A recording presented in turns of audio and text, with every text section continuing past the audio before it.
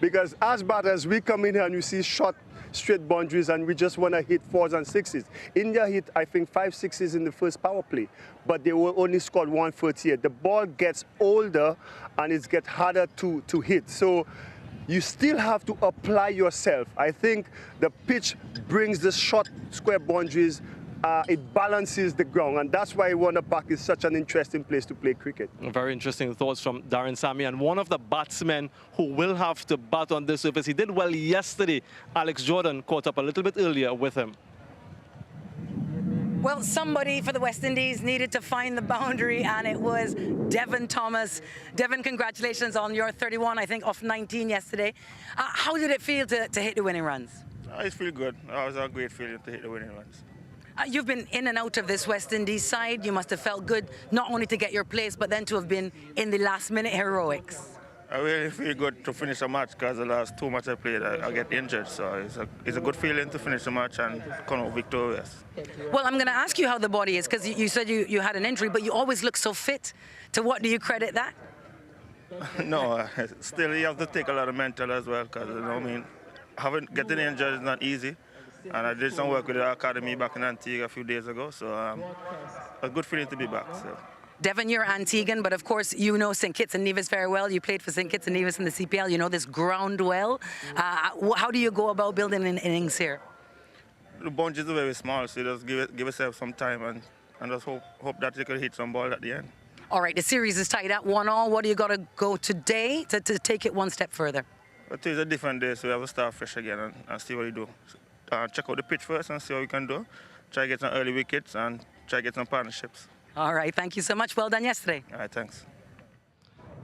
One of the standout performers for the West Indies yesterday in that chase, Darren Sammy, he held his nerves at the end. How impressed were you with Devon Thomas in his first game in the series? Very impressed. You know, he did not let the dot balls that came in between bothered him. He was calm. He just knew he needed 2 boundaries to bring the game to less than a run a ball, and he picked his spot. You know, he did a massive 6 against the breeze. You saw him judge the length of Hardik Pandya really well, and it is good for him. Obviously, there are places for grabs going to the World Cup. The way he played his role was superb, and that will give him confidence going into the future games. Absolutely. Thank you once again, Darren Sammy, for your thoughts on the pitch and conditions and perhaps what we'll have to expect in this game. All to play for both teams. The series locked at 1 apiece, and one of these 2 teams will take the lead today going into those final 2 matches in Florida. The West Indies with the advantage going into this game, having won yesterday, and let's see what they can do in Game 3.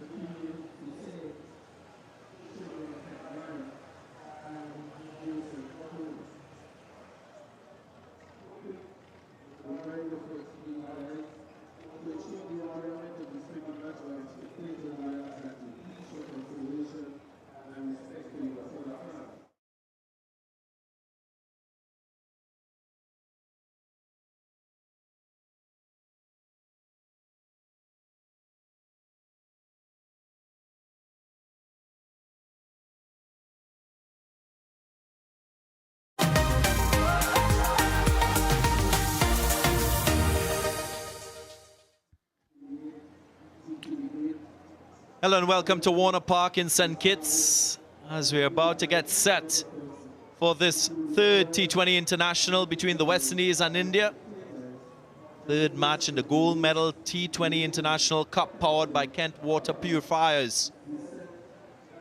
A reminder that Rohit Sharma won the toss, elected to field first. Final words from him as we're about to start this very critical match in the series. Series leveled at 1 apiece. Remember, it's a 5-match T20I series.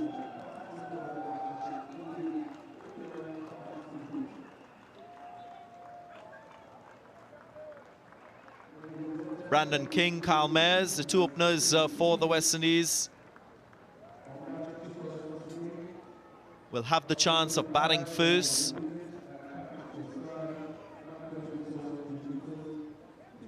Oftentimes teams up to chase at this venue in Warner Park. They've been more successful chasing.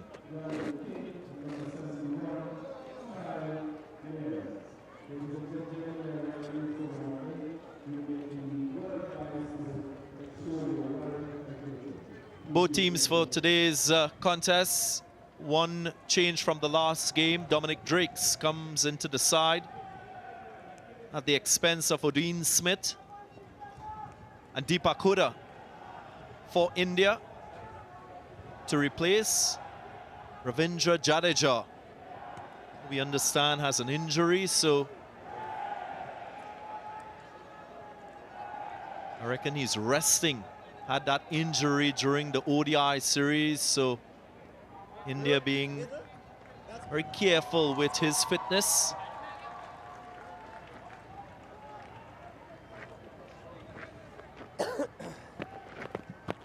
Brandon King with that fine innings yesterday will be full of confidence.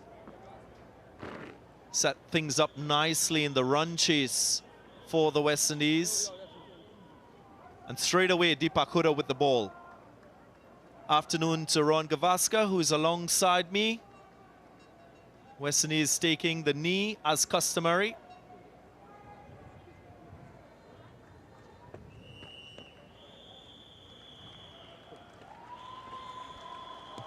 Good afternoon, DJ, and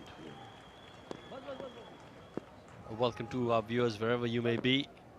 Deepak Hooda to start off proceedings for India. We've seen that in the past. He's quite economical. Again, just one of those players who over the last year and a half has really come on leaps and bounds, making a strong case for him to be in that World Cup squad. Little bit of drift in that first delivery.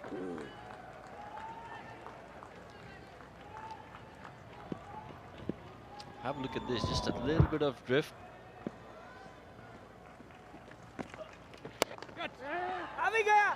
Quick single.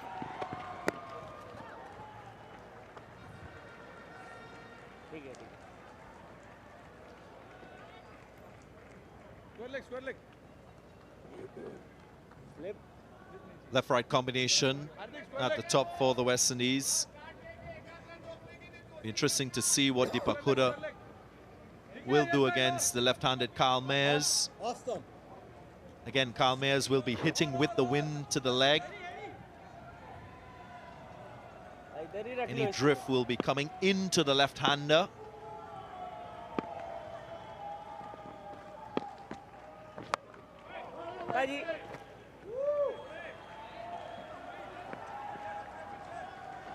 Well, signaling his intention straight away, Kyle Mayers. Not hanging around. If it's in the slot, he's going to throw his bat at it.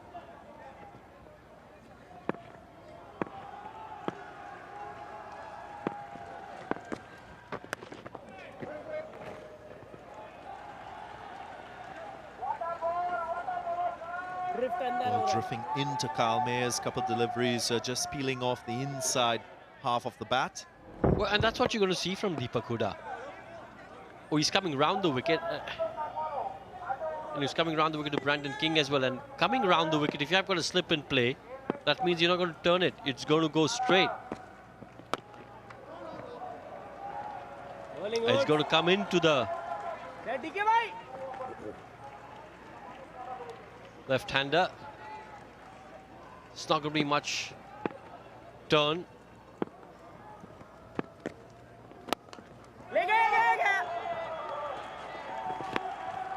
Dot to end the over. Good first over by Huda. One without loss.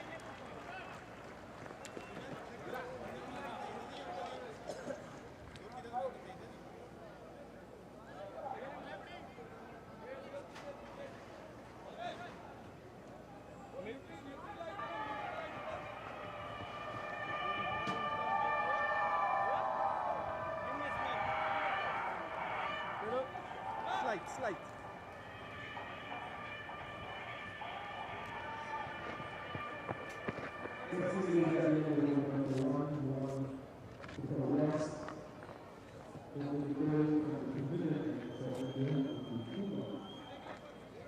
Bhuvaneshwar Kumar with 2 overs in the last game. Rohit Sharma publicly stating that he went for Avish Khan to bowl the 20th over instead of the more experienced Bhuvaneshwar Kumar.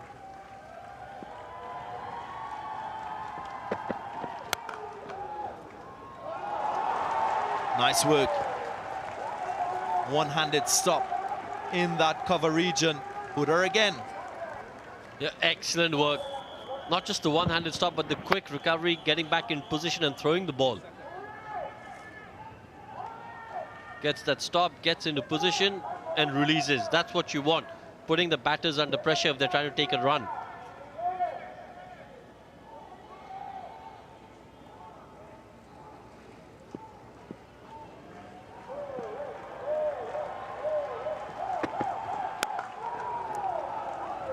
Quite a few interesting decisions made at the start of this game 1. Nicholas Puran opting for a second left-arm seamer, seeing the success that Obed McCoy achieved in the last game. 6 for 17, best figures for Obed McCoy in T20 internationals by a West Indian. And again, when you look at the stats, when India bat, every 25 deliveries from a left-arm seamer has picked up a wicket. Just short. Or did it carry? But I thought that was an excellent effort from Arshdeep. Had to dive forward, never easy diving forward. It's again. Just fell short. Did well to get his hands in the right place.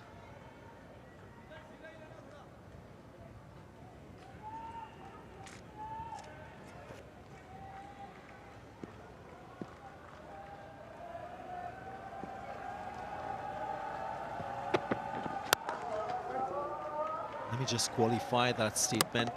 Since 2000, in T20 internationals, every 25 deliveries bowled by a left-arm seamer has picked up a wicket.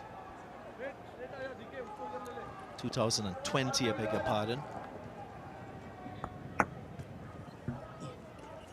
Yeah, look, I know the numbers say that India struggle against the left-armers, but the point I'm trying to make is that most teams would.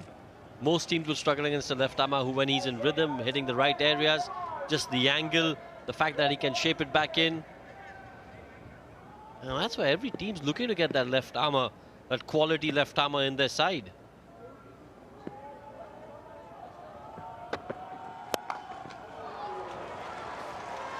First boundary. There was length on that delivery. Brandon King doesn't miss out. He's absolutely smashed that. Again, just got into position really quickly, did Brandon King. Beautiful shot. And it's a pitch that you can trust the bounce. There's no need for you to launch forward too early as a batter. Recovers well, Bhuvaneshwar Kumar. End of the second, 7 without loss.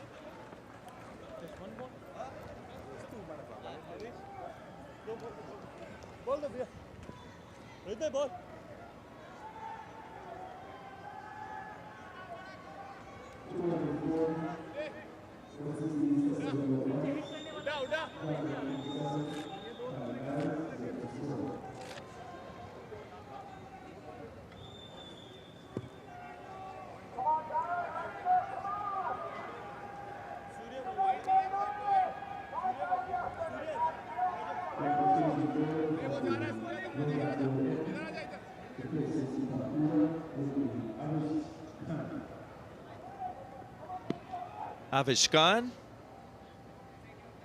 for his first over. Just 1 over spin from Deepak Hooda from the Lozak Road end.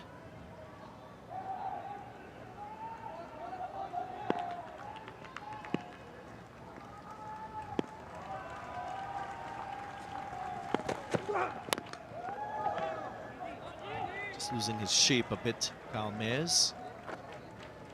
Other interesting decision was that from Rohit Sharma at the toss, electing to bowl first. Possibly based on statistics at this ground. Of the 11 T20 internationals, 7 times teams have won chasing. Would that be the strongest rationale behind his decision? I would say it would be one of the big factors. Nails it. That's a muscular shot from Kyle Mayers. And that's the correct word, muscular shot. He's powered that. One bounce into the fence. That was just brute strength from Kyle Mayers. He can really stand and deliver. No real footwork, just got that front foot. Transfer of weight, got the front foot out of the way. And absolutely bludgeoned it. And again, whipped away and flies for 6. He wasn't happy with the one bounce force, so he said, listen, you know what? I'll do one better. But this time, over the rope. Got the elevation right, got the timing right.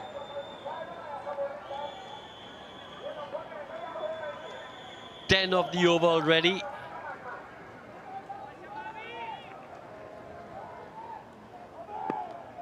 Margin for error is so slim on this pitch with small square boundaries.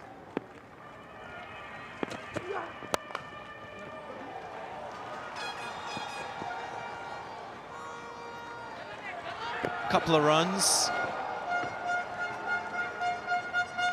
Got very tight in the end. Yeah, scampered through for the second, but just got a little bit tighter than you'd have expected.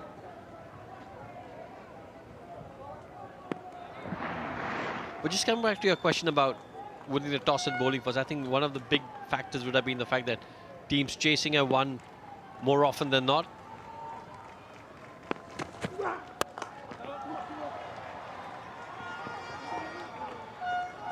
I think another factor would be sometimes if you're batting first on a ground like this where the pitch is not as flat as you expect, but the ground is small and it's a 6-hitting ground here, you could be a little confused as to what kind of target you want to set.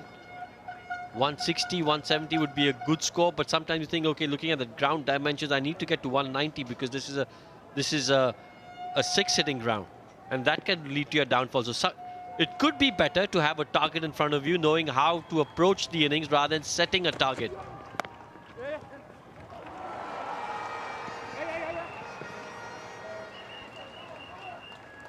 Runs flowing in the over. 15 from it, 22 without loss.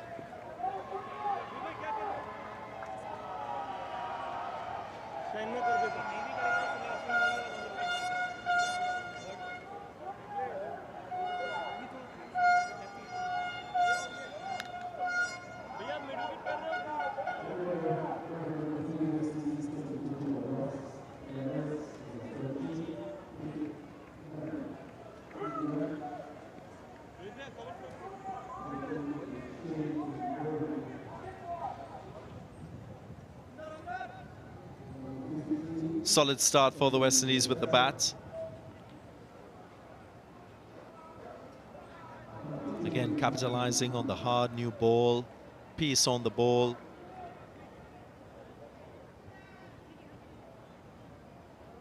Many of the runs coming square off the wicket. Evidence of the length chosen by the Indian bowlers.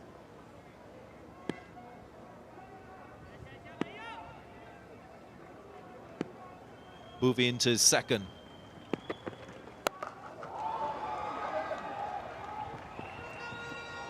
Well, there's that length again that you spoke about. Short, dug into the pitch. And that's also because from what was seen in yesterday's game and the bounce, that extra bounce that the West Indian bowlers got initially, you spoke about it earlier in the pre-match show that there was a bit of bounce, which is there to be exploited, and that's what the Indian bowlers are trying to do.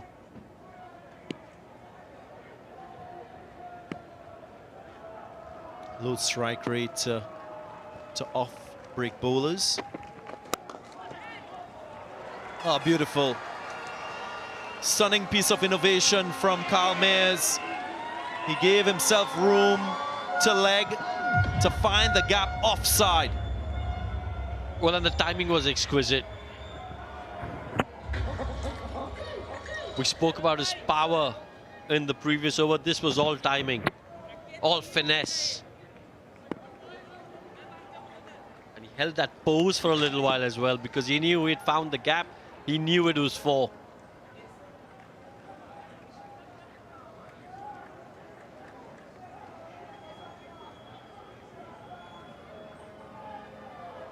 So important to adjust and adapt to the conditions as an opening pair.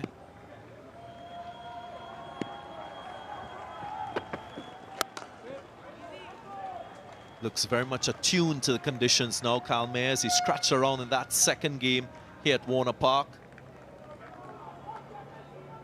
Yesterday, evidence of the bounce, the extra bounce. That was Shreyas Iyer cutting under the bounce. Rich Sharma again couldn't negotiate. The first delivery from Obed McCoy led to his demise.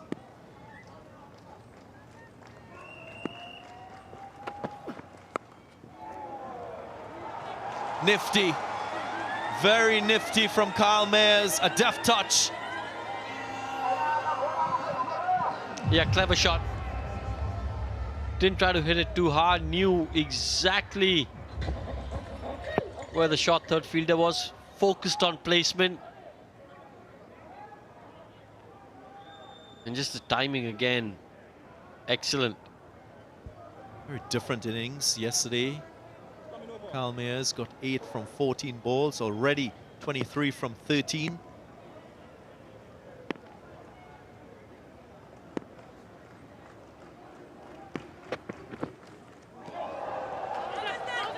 He's attempting that ramp shot. There is a stifled appeal. Rishabh Pant is quite convinced that there was something on that shot, and the review is taken. Television director, we have a player review for caught behind. I've already checked the front foot. It's a fair delivery. The original decision is not out. Can you move to front on, please?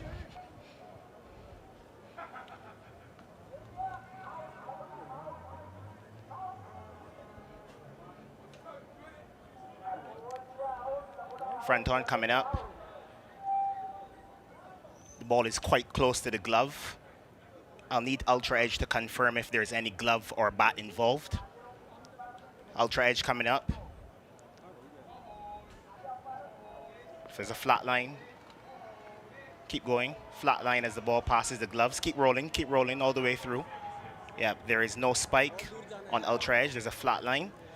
I'm ready to go back on field to Nigel. Nigel, I'm going to ask that you stay with your original not out decision. You're on screen. Signal now. Review lost by India. That conviction from Rishabh Pant, paying a heavy price.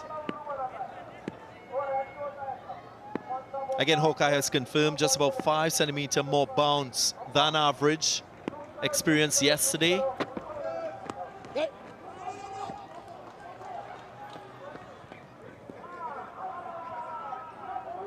End of the fourth, 32 without loss.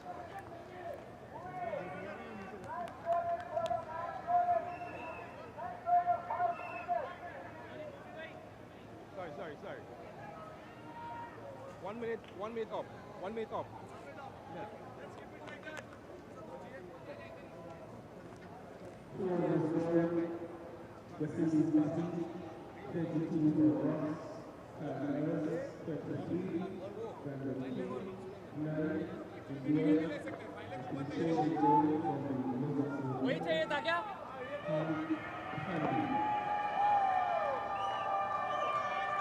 Hardik Pandya, the new bowler in this, the first power play. Yesterday, Rohit Sharma used 2 overs of spin, one from Jadeja, one from Ashwin. Bhuvaneshwar and Ashdeep Singh both bowled 2 overs apiece. So a slightly different strategy deployed today. Pandya getting the chance to bowl in this first power play.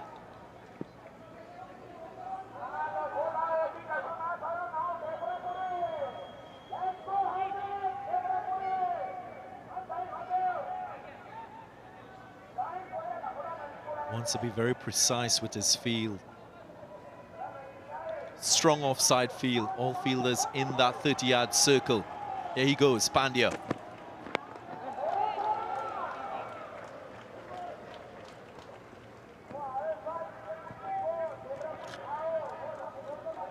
Two deep fielders leg side for Brandon King. Will possibly be the same for Kyle Mayers, protecting his ability to hit in leg side with the wind.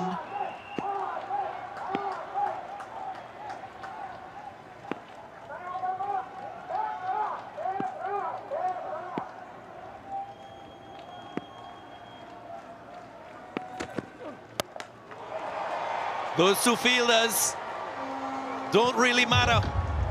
Kyle Mayers and his power on show. Well, if he's going to strike it like that, those two fielders will be mere spectators. But you can see the thinking was right. You've got the fielders in the right play because you know Kyle Mayers is going to target that area. But just again, struck it so cleanly.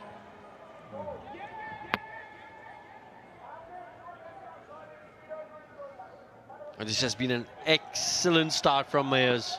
29 of 16.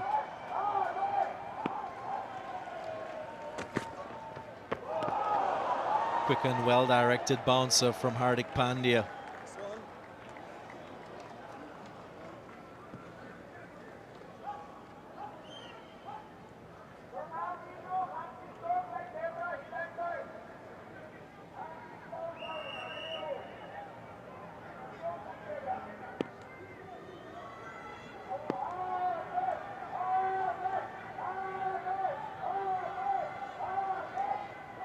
Little change in that fielder behind square.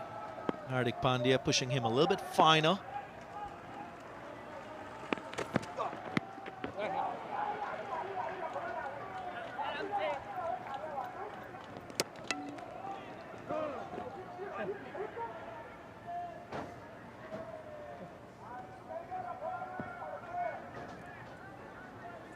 Well, they've got to be really happy with the start, West Indies. 40 without loss, 4.4 overs done. And just the way that Mayers is batting at the moment, 29 of 18. King playing second fiddle at the moment, 10 of 10. And making sure the informed Mayers, when I say informed for the day, on the day, getting more of the strike. That's what a partnership is all about. Realizing that your partner's batting better at the moment, give him the strike.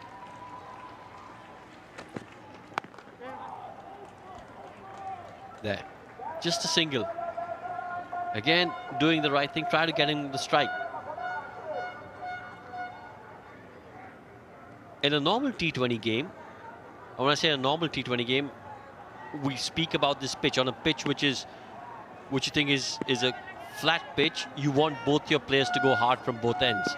But on this pitch, if you've got a player striking it well, you want to give him as many opportunities as you can, while one maybe just, well, not anchors the inning, but bats through, and I think that's the role that King has got. Mayers has got the role of going hard in the power play. Yeah, very good point. At his strike rate, you'll want to get that close to 140. Brandon King, end of the 5th, 41 without loss.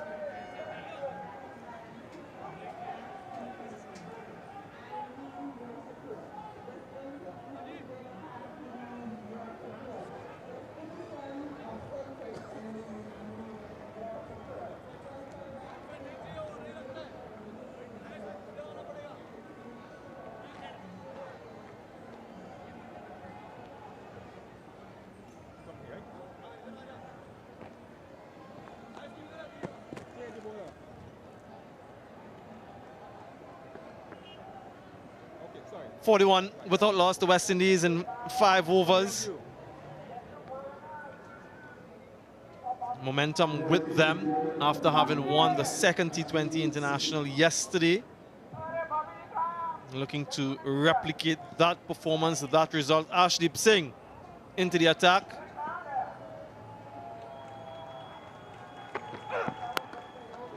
And it's only a small sample size in international cricket, Darren Sammy, but his economy of 5.91, bowling some difficult overs in the power play, and particularly at the death. Yes, he got really good control, as we've seen him throughout the series. And these conditions here in Warner Park will also assist him. West Indies, good start. Brendan King, 50 last match. A swing and a miss from Brandon King. What we've seen in the early exchanges in this third T20 International is the difference in length from the Indian seamers. In that second T20, 7.65. They've bowled a little bit shorter this time around. And we mentioned yesterday in previewing these games here at Warner Park, that length, that 68-meter length has been quite difficult to strike in the power play overs with the new hard ball. West Indies exploited that quite well. And India now are trying to do the same, to pull things back.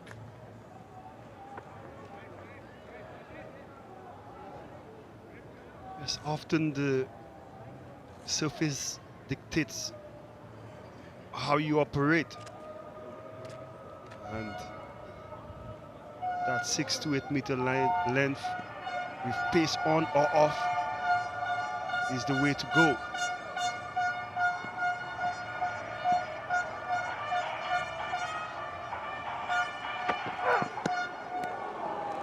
Yeah, around the wicket from Arshdeep Singh, and comes almost hidden.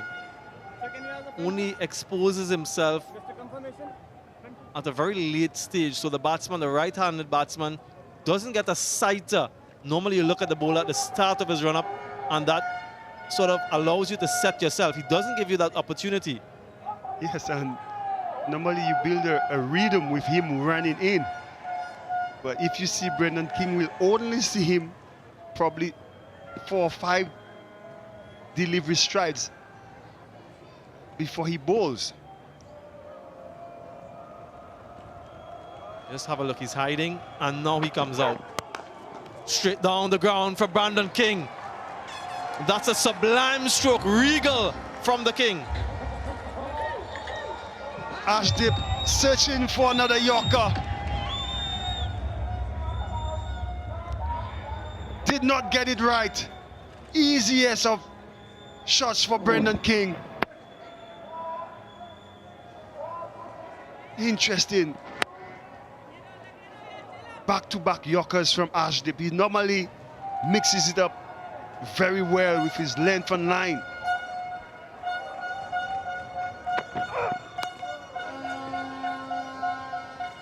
The end of the power play. West Indies ended yesterday 46 without loss. Today 45 without loss after 6.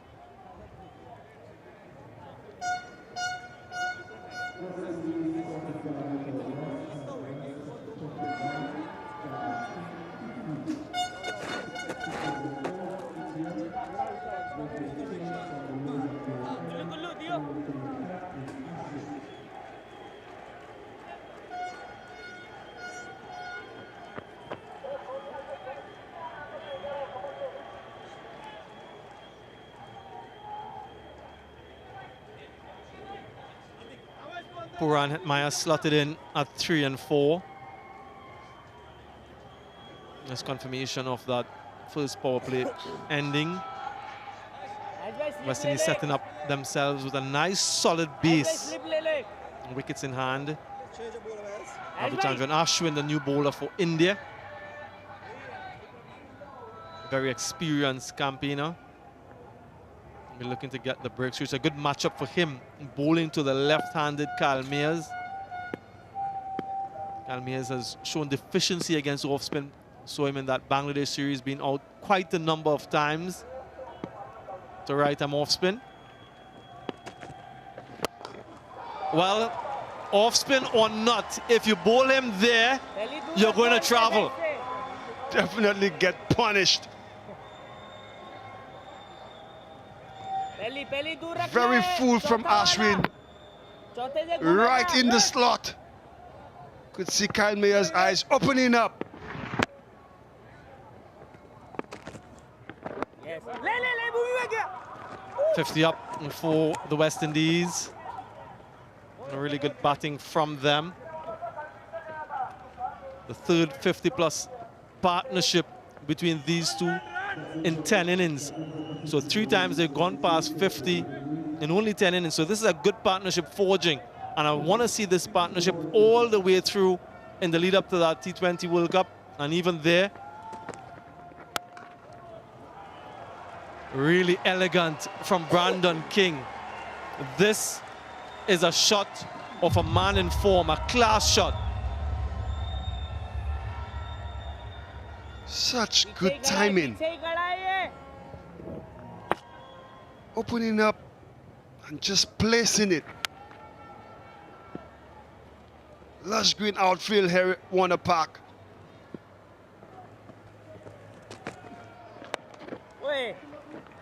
Decides to go leg side this time. King adjusted his length, much slower as well from Ravi Ashwin. It almost seems as West Indies know how difficult it is to hit the pacers on this surface.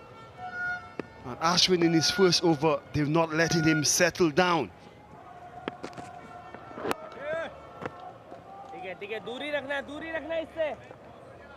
Rohit Sharma still persisting with the slip, knowing that Kyle Mayers, probably Ashwin might slow up a delivery from outside the off stump. Expensive start for Ravichandran Ashwin. 11 runs coming from that over, 7 gone, 56 without loss.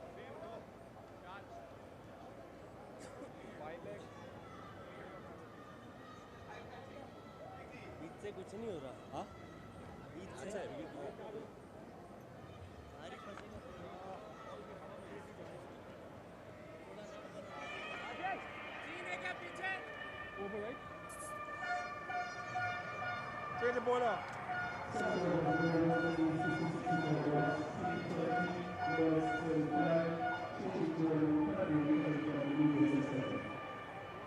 West Indies scoring currently at 8 runs and over. And if they continue that, they'll get to 160, something Darren Sammy spoke about as a minimum, given the prevailing conditions here at Warner. Pandya in the air will fall safely, but this is the phase of the game that West Indies will want to improve upon. The power play, they've done well. Scored boundaries freely. Most importantly, they haven't lost a wicket. Kyle Mayers in particular has been quite brutal, getting himself 4 4s and 2 6s. Brandon King 3 4s in the innings so far, and they've done it relatively comfortably.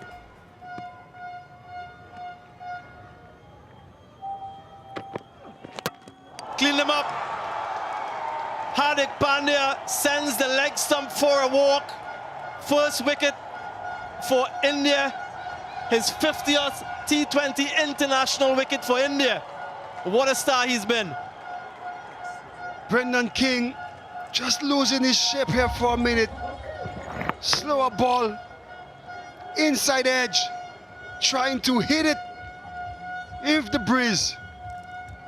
He goes for a runner ball 20. West Indies lose the first wicket for 57.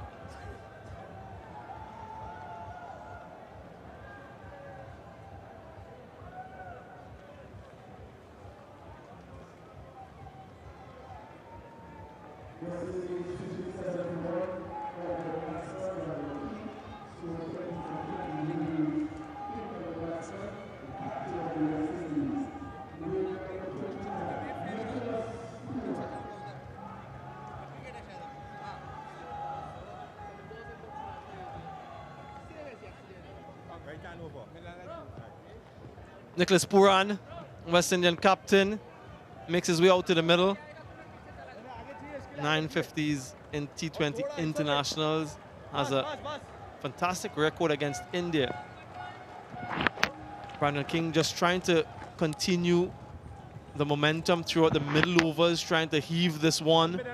Thank you.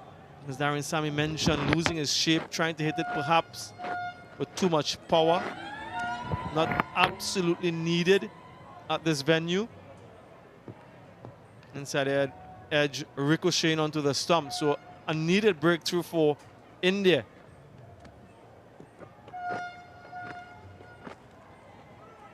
From a West Indian standpoint, it's nice to see that Nicholas Pooran is taking this responsibility.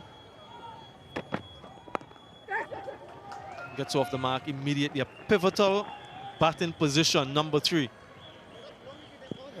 And we often hear the best batsmen in the team should bat the bulk of the overs.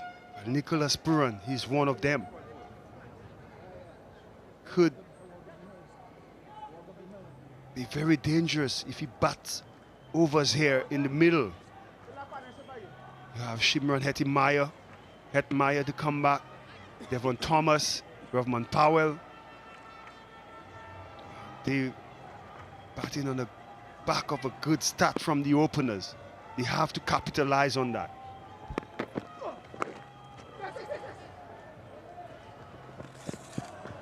Yeah, and I just wonder. Chance for a run out at the bowler's end. A direct hit, and he would have been gone for sure. There was even the possibility that Hardik Pandya himself could have come back and still effect the run out. He was so far out. Let's have a look. Kalmia's nowhere in the picture. Hardik Pandya looking on. Could have come back, collected, and still made the run out. One of the basic things the coach always say, get back to the stumps. An opportunity missed here by India. But you could see the urgency Pooran brings to the crease. Yeah, one of our producers, that's one of his pet peeves, when bowlers don't get back to the stumps. Just like what we just saw there. I was just wondering whether that fall of Brendan King would affect the way Kalmia's bats for the next couple overs or so. Have to be careful, the West Indies, in terms of their approach in this phase and how many balls they use and how much that run rate drops.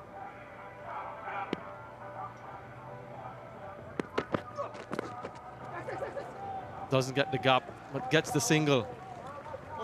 A risky shot, gets away. 8 overs gone, 61 for 1.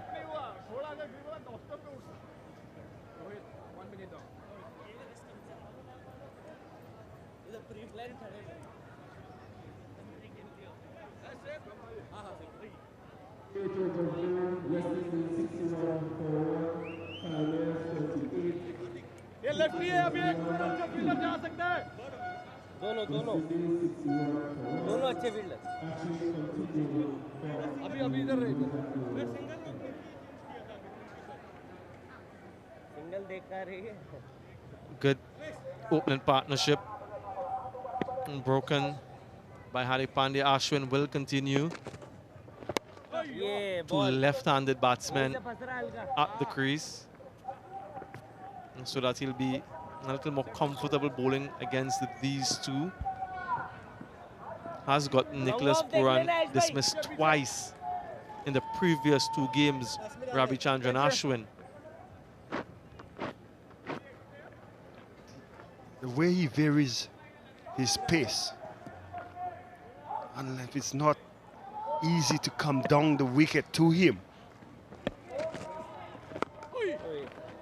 Yeah, I expect that Puran will be very cautious and watchful because of those two previous dismissals. The first one at the Brian Lara Cricket Academy, and then yesterday trying to take him on to his demise. So that will be fresh in his mind, and he wouldn't want a hat-trick of dismissals against the same bowler, particularly in this circumstance. You could see him using the depth of the crease. I think anything short, you would see Nicholas Puran looking to use the side of the breeze and play that short arm pull he plays off the spinners. But for now, he's watchful. He knows the threat Ashwin poses. 3 dots to Nicholas Puran.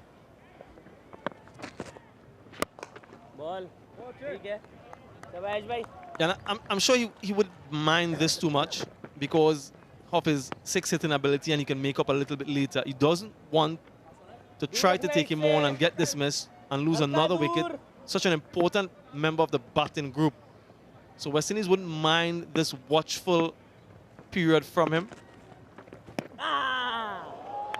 Playing missed a very good over from Ravichandran Ashwin. 9 overs gone, 63 for 1.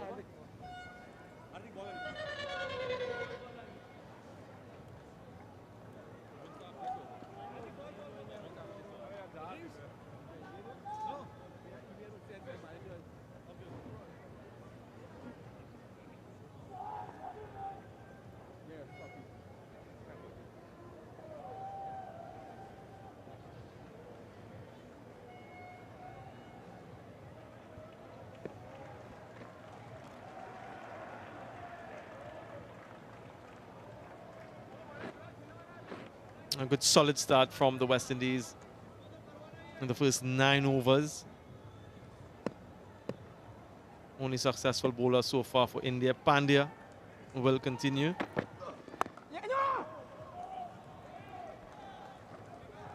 And you saw that happening yesterday when India batted first.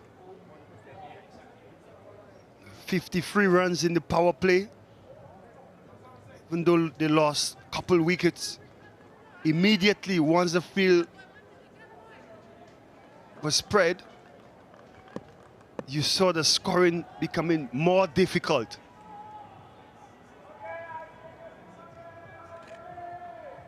It tells you that the older the ball gets, the harder it is to score.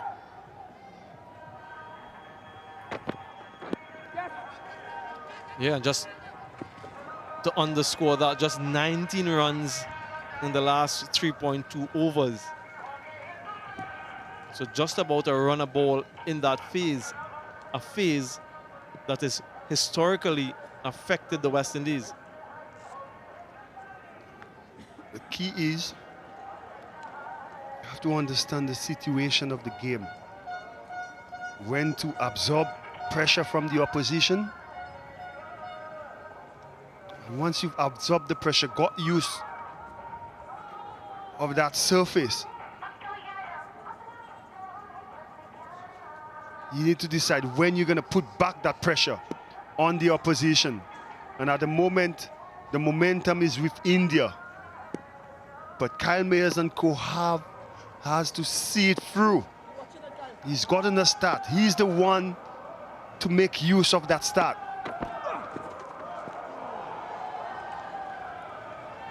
Yeah, a swing and a miss. Trying to hit towards the bigger side and into the wind. Protection in the deep, so isn't anyone on the offside square on the boundary. Third man in the inner circle, no sweeper. So he's only got a long off as a boundary ride on the offside. Maybe he can utilize that, give himself some room. I'm just thinking about possibilities. And Hardik Pandey would like bowling to these two left-handers. As you could see, he's dropped back the fine leg, the foot man shot, sorry, and brought the mid-off into the circle. And he's using that 6 to 8 meter length.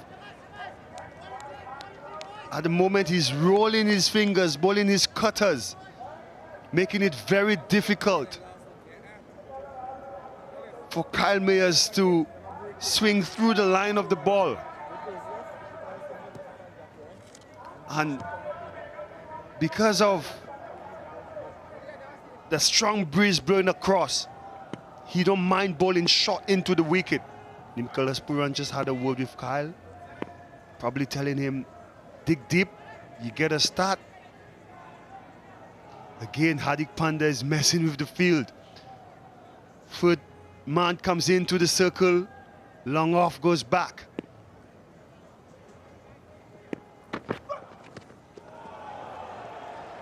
Yeah, another player missed another slow ball into the surface and another attempt to hit towards the onside. Yeah, I think it's instinctive. As batters, once you see the ball shot, you want to pull it. But Pandya is using this surface to his advantage. No one on sweeping on the offside. Probably Kyle Mayers could stay leg side of the ball and try to activate that offside. And he will be hitting with the breeze because there's width on offer. Yeah, followed him this time. Hardik Pandya, an excellent over. Another excellent over from India. Halfway stage of the innings. 65 for 1, the West Indies, and it's time for the Blue Waters drinks break.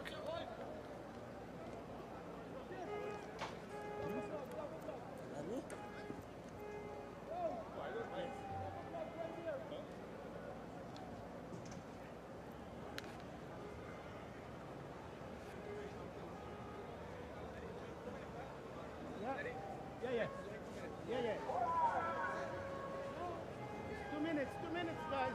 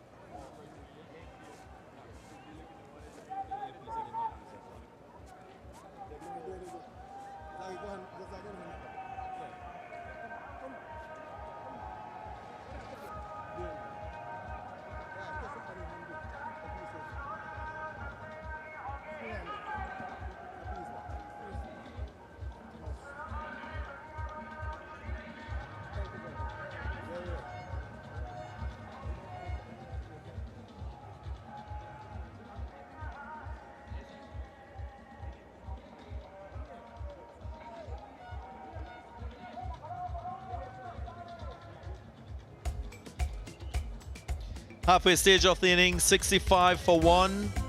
What we've also enjoyed on this beautiful island is the beauty of the beaches. Federation of St. Kitts and Nevis, island country in the West Indies, located in the Leeward Islands change of the Lesser Antilles, smallest sovereign state in the Western Hemisphere. And there are lots of delights on the island into the cuisine available here. Lots of eco-adventure. If you're a tourist, you can enjoy the beaches, the heritage sites. Brimstone Hill, one of particular interest if you visit here.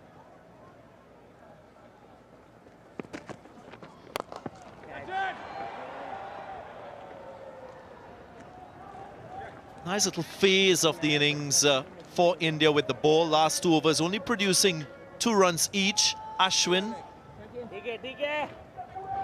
quite good in his last over again, sustaining pressure.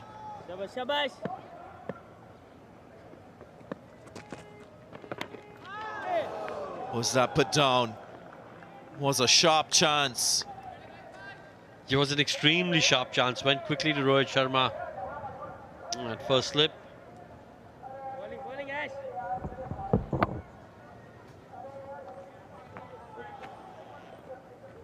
I think he saved a few runs there, fell short.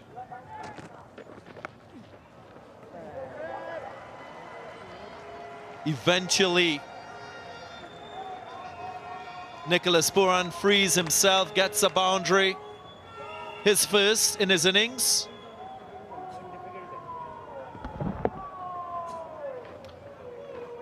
Yeah, pulls out the reverse sweep, does Nicholas Pooran.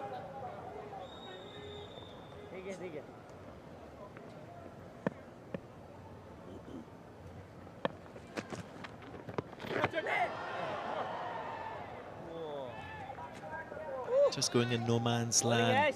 This was the sharp chance a couple deliveries ago. Just hanging back, Nicholas Pooran. Nope, dropping short. Good response from Rohit Sharma. Well, India have pulled it back nicely after that first wicket. First wicket fell at 57, 7.2 overs. And now 10.5 overs, 70. So they've kept it tight. They've built pressure.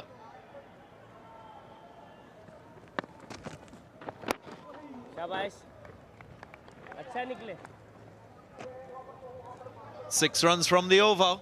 11 gone, 71 for 1.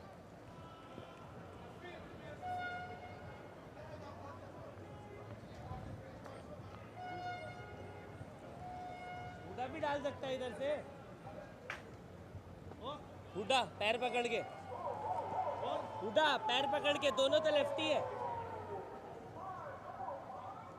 डाल सकता है वैसे टांग पकड़ के लगेगा नहीं उधर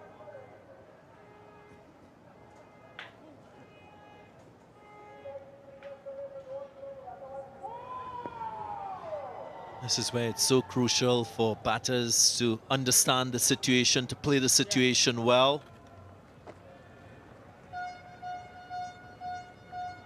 The general trend that we see at Warner Park during those middle phase, run scoring becomes very difficult, very challenging with the ball getting older, the pitch drying out.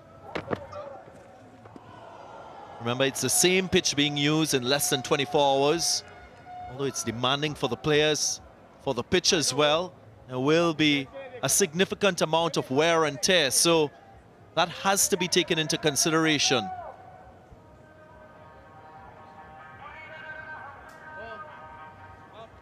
Yeah, and that's why I think if West Indies get about 150, 155, that'll be a competitive score.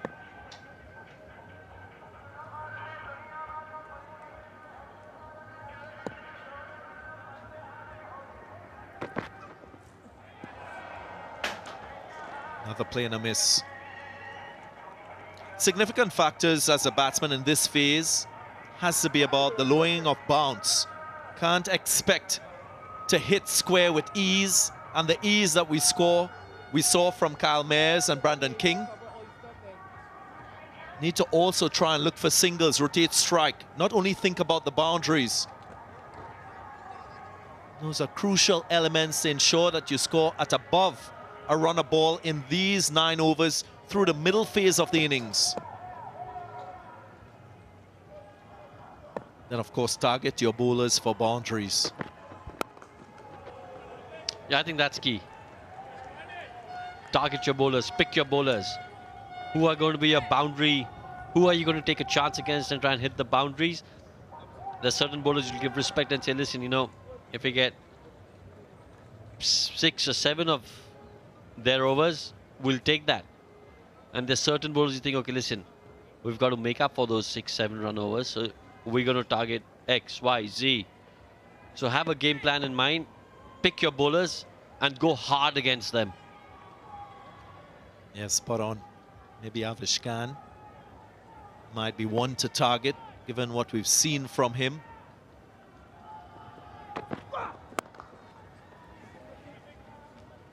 From a West Indian perspective, they would know that Nicholas Pooran is aptly skilled to deal with this sort of situation. That's why he bats at number 3.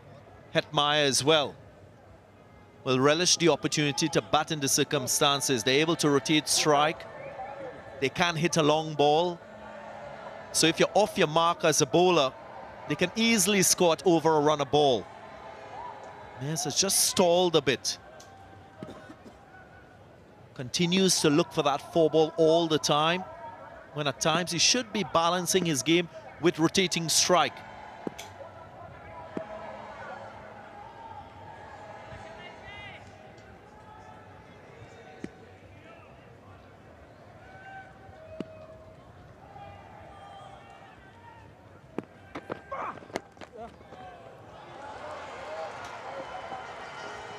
Nicely placed. Didn't have to do a lot. Carl Mayers was the angle of the bat that was in the right position to get him this boundary. Yeah, and they needed that boundary, did West Indies. Was an excellent over up until then, just 1 run coming off it. Just to confirm the point I was making, Carl Mayers already consuming 15 dot deliveries out of 34, nearly 50% of the ball's face.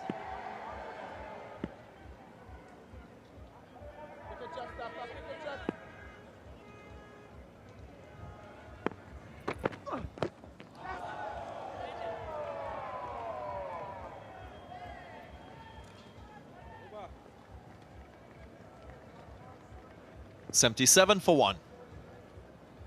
Word plus 1. 1 up. Minute.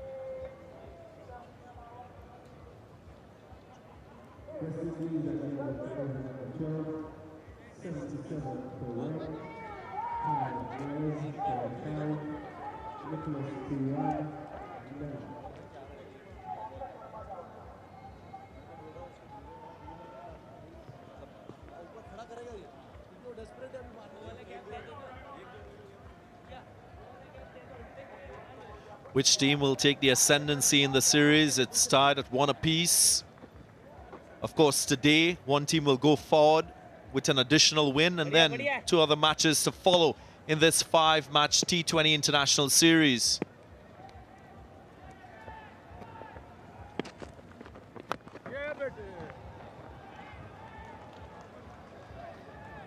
Nine wickets in hand, 8 overs remaining. You've got to take a chance. You've got to be aggressive now. The chances of you getting bowled out are slim.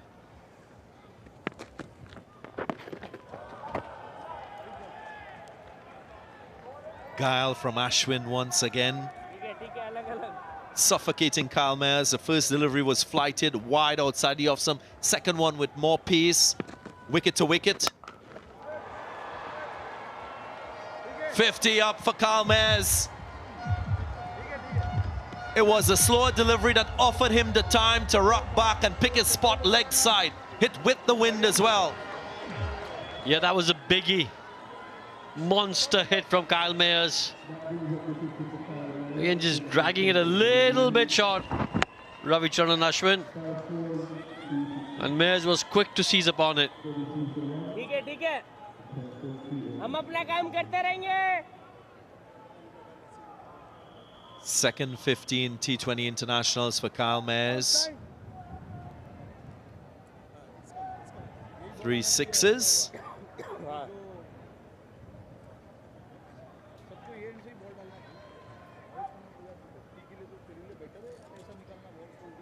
Of course, his first 50 came in the last series against Bangladesh, right here in the Caribbean.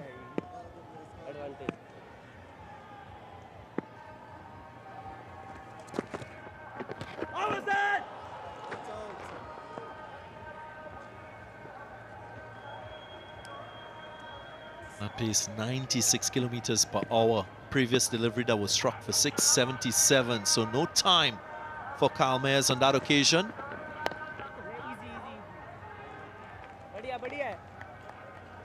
When you have a player taking so much strike in and over, it just stymies the partnership and the rhythm between the two batters out in the middle. Yes, well done, DK bhai. Pura not getting strike in that over. 7 runs from it, 84 for 1.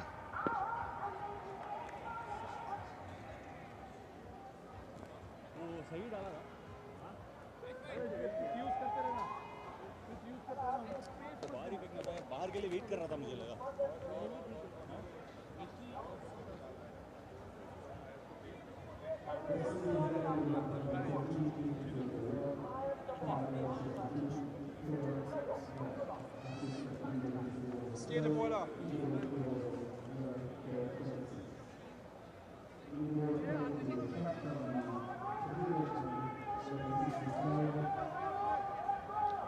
Slight improvement in the scoring rate by the West Indies in the last 3 overs. Avish Khan returns. This might just be the over that they target. What do you reckon, Ron Gavaskar? Well, I think they've got to target him. Simply because he will be under pressure. This is an excellent innings from Kyle Mayers.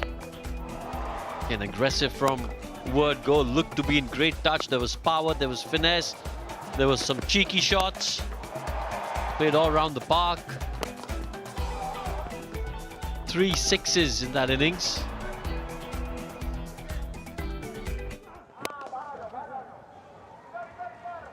Definitely missed out on that occasion, Kyle Mayers. His strike rate just dropping a bit in the middle phase as against the first power play. But evidence of his strength, leg side. In this particular innings, he's also very good offside. Well, again, just in terms of who to target, Avesh Khan in this game, because as we said, he'll be under pressure. He, as a player, would be disappointed with that last over he bowled, especially the no ball. Not so much, you know, you can concede 10, 12, 14, 16, 20 runs, but the fact that he bowled a no ball and gave a free hit, he'll be disappointed with that. And then went for 15 in the first over that he bowled, and in this over, wide and now a boundary, so he's under pressure. He's up against a quality T20 international player, Nicholas Pooran, who will know exactly what to do in the situation. There is a bit of making up to do because of how good Ashwin and Hardik Pandya has been in the middle phase of the innings.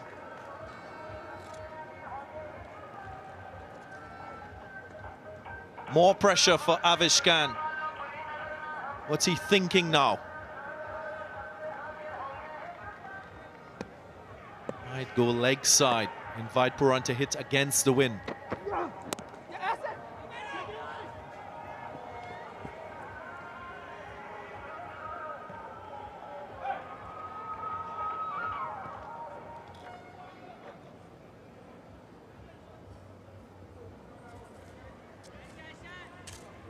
Forget the evolution of the game, Darren. Like, there was a phase in one-day cricket where your best player, best fielder would be at point.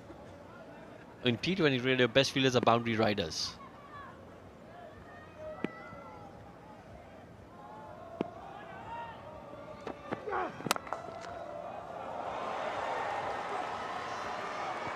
Gone through and just gets there. Career best score now for Kyle Mayers. A little bit of cat and mouse game from him. Movement before release of the delivery. And he gets the right result. He just squeezed it through that gap between short third and point.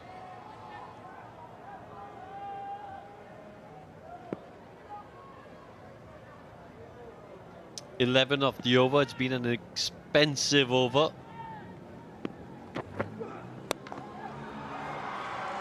Up and away. Very smart from Kyle Mayers.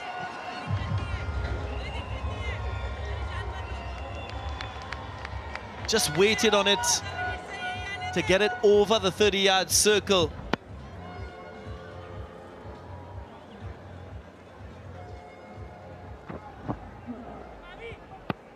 No boundary rider on the offside for that delivery. And once that was pitch shot, that was always going to be easy runs for a player of Mayer's ability and the fact that he's set, batting on 61.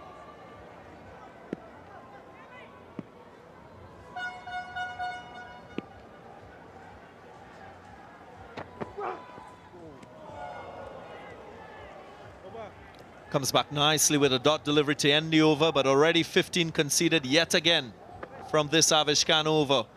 99 for 1.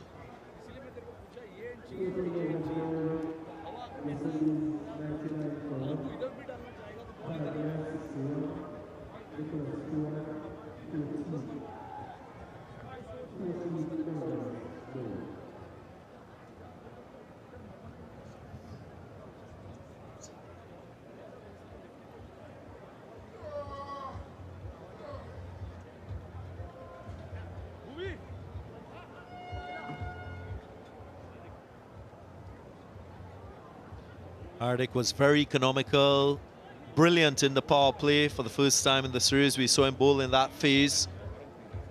1 for 19. Ashwin, economical. You'd expect Bhuvaneshwar Kumar to finish his too. Ashdeep as well, with 3 overs remaining.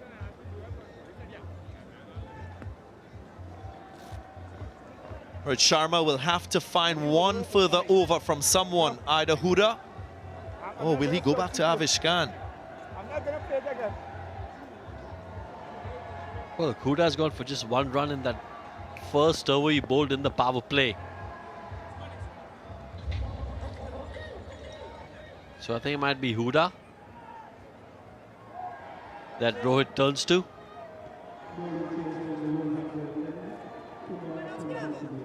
Or the other thing would be, he might be thinking again, listen, you know, Avish has had a rough couple of days yesterday, and he's gone for runs today. Maybe a vote of confidence from him saying, listen, don't worry, have another over. Bowl the 20th? No, not bowl the 20th, maybe sometime in between, but just give him that vote of confidence. Listen, don't worry about it. We know we're sticking to our process. You've gone for 13-2, but don't worry, we've got your back, we've got you. Just give that youngster that little bit of extra confidence, saying my captain's got my back.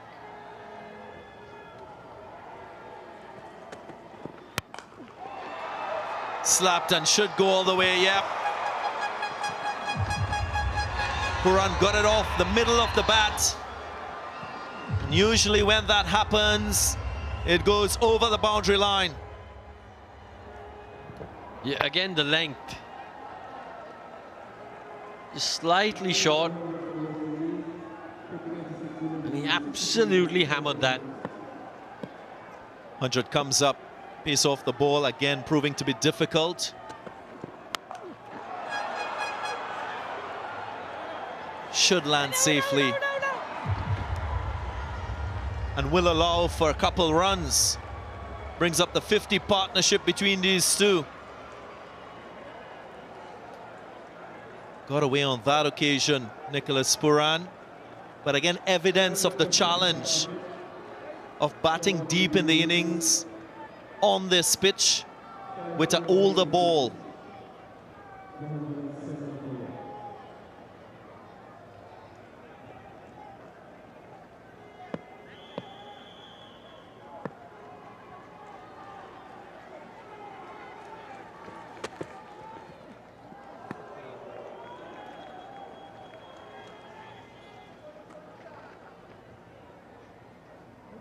The second T20 International, when India batted first, they only got 29 runs off the last 5.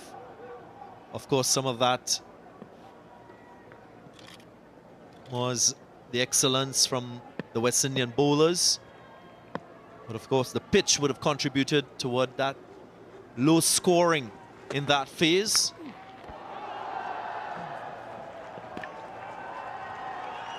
Wicket for the experienced Bhuvaneshwar Kumar. Puran again trying to hit this one out the park. The little extra bounce, doing very well. And the partnership comes to an end. Again, trying to play that pull shot. Just a little extra bounce. Bhuvaneshwar Kumar wasn't shy to go short once again. And that paid dividends. Puran goes for 22. It's 107 for 2.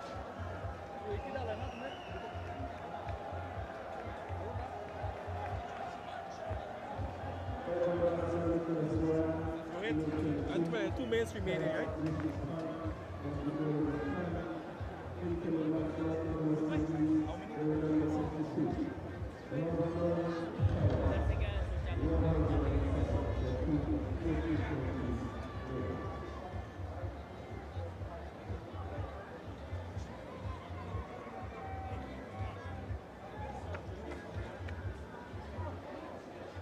Right-handed Ravman Paul makes his way to the crease.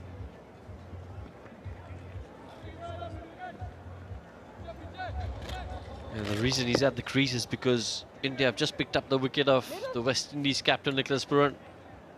A little bit of extra zip. Put an effort ball in that short pitch delivery. Timely wicket as far as India are concerned, because that partnership just got to the 50 stage and you could see that Nicholas Puran was about to step on the gas, be a little bit more aggressive.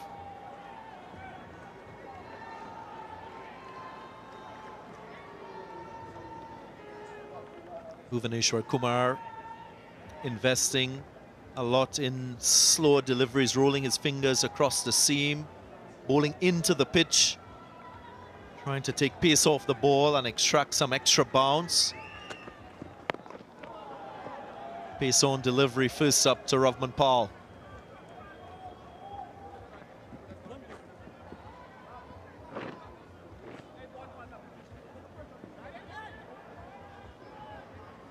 Well, at the current rate, they get to 144. 8 and over, 148. 10 and over for the last 5 and 159. 8 wickets in hand. They'll be targeting somewhere between 150 and 160. 9 runs from the over. Ravman Paul gets off the mark. With 5 overs left, the score 108 for 2.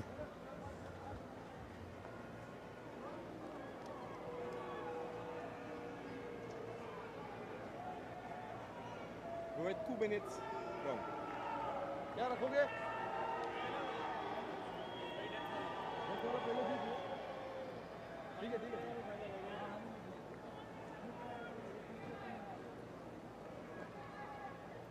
Wrong, right? Wrong.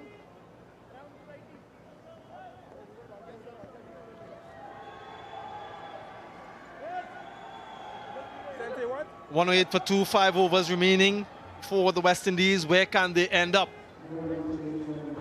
Wickets in hand, importantly.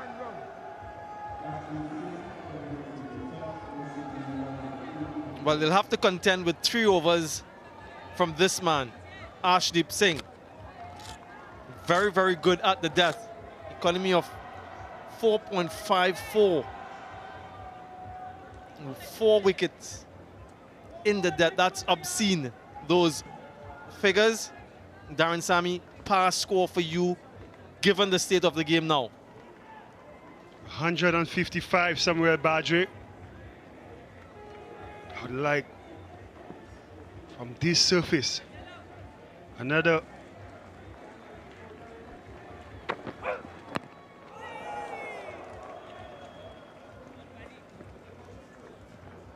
another 47 runs remaining 4 overs. And you would ask yourself, why Ravman Powell ahead of Shimron Hetmeyer?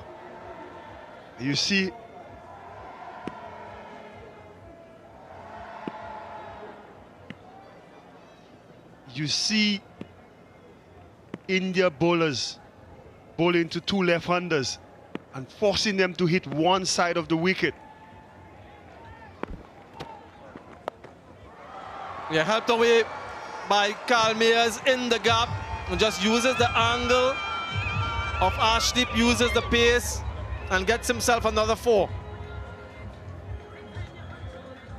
Just coming inside the line of this one. Only had to help it along. Much needed boundary for the West Indies.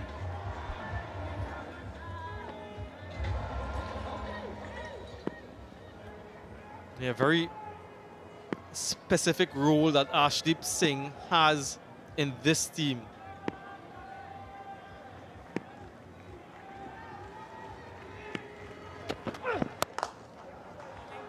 And that's why he can bowl those Yorkers at will. He has all of those variations. He bowled the 6th over today in the power play, the final over. And just have a look at the pace variations. Such a skillful bowler. Around the wicket to the right-hander. And to be able to do that with regularity, consistency, and control is amazing. I was just talking about the specificity of his role, Darren Sammy. 52% of all his deliveries. But this is dispatched disdainfully by Rovman Powell. A gentle full toss, and well, there she goes. You could be going at 4.5 runs per over in the death. You bowl this to Rovman Powell. This will happen. Missed his length just as Samuel Badger was bigging him up. Rovman Powell can be very destructive in this stage of the inning.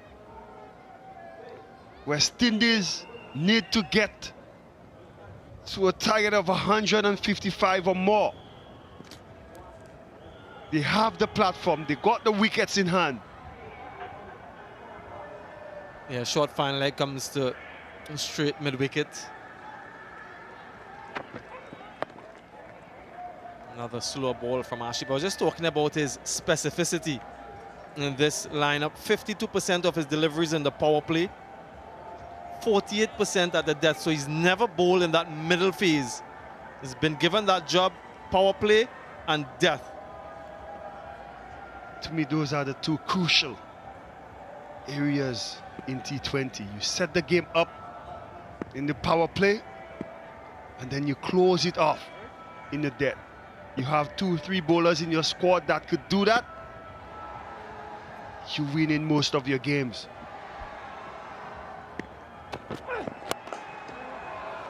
Powerfully drilled just for a single. 14 runs from the 16th over. 1-2, 2 for 2.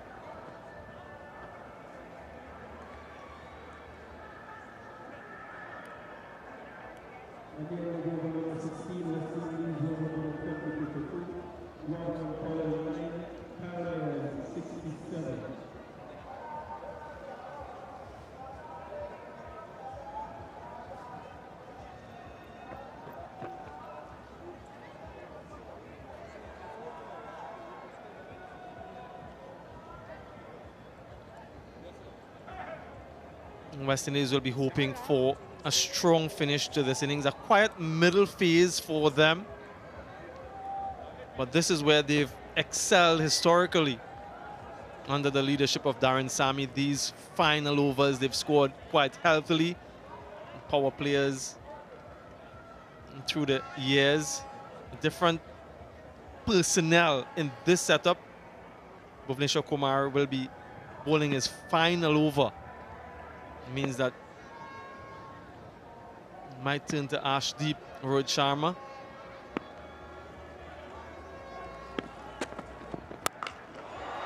Crashed, gets height, and once he gets that height with that wind, it will go. Because of that breeze here, Darren Sammy. And that short straight boundary. Sky thought he had a chance. Mayers did not time this one.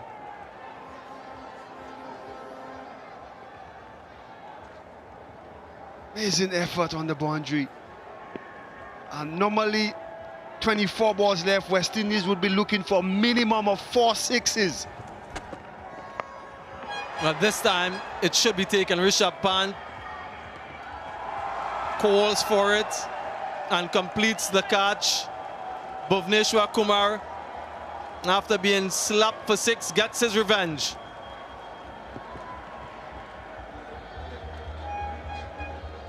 Again, using the surface, rolling his fingers on this one. Kyle Mayers threw the shot too early. Rashid Pant makes no mistake. Kyle Mayers goes for a well-played 73. West Indies 128 for 3.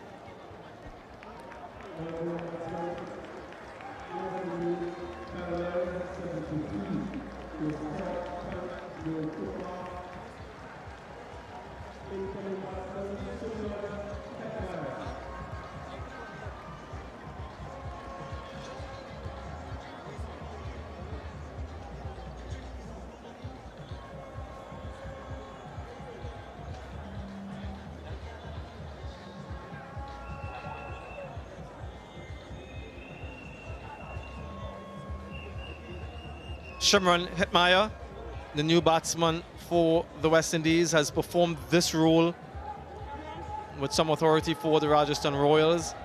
Again, that slower ball from Bhuvneshwar Kumar, and the length so crucial. Back of a length into the pitch. A relatively simple catch for Rishabh Pant.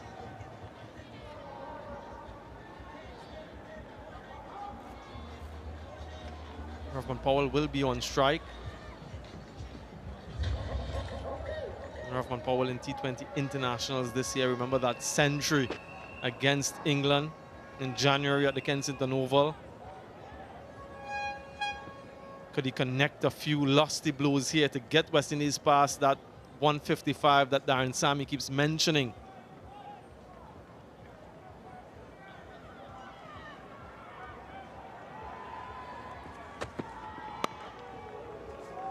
Direct hit and he's gone. Well, he missed. Needed to hit the stumps. DK had a good sighter. Had some time. Yeah, he was gone for all money.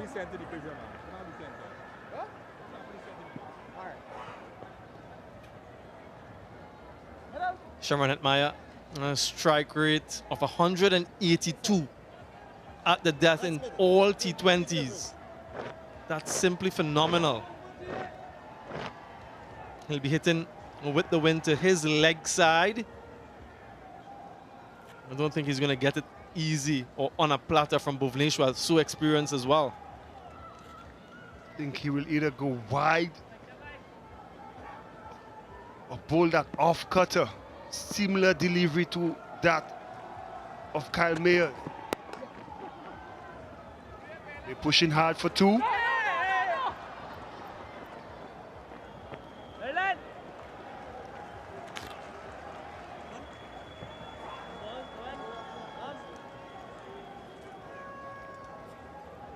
Yeah, just a look at his strike rate against the different types of bowlers. Off break obviously being his kryptonite. But no off spin left. Ashwin's gone. Huda still has one, but I don't think we'll see him at this stage.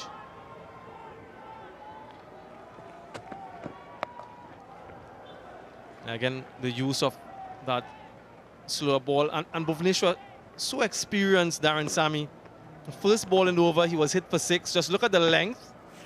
A little bit fuller maybe than he would have wanted. And then the adjustment that resulted in the wicket. That's the 6. You could see he had length on that one. And the 6 to 8 meter length we speak about on this surface. Could see the ball gripping. Kyle Mayers was through the shot way too early.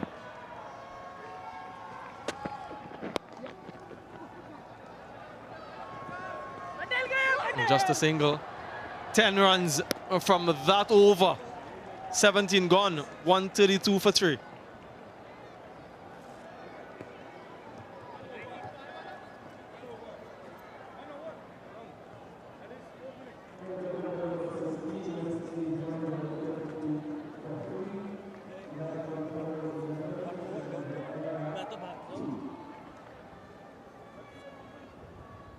Good, ball on you.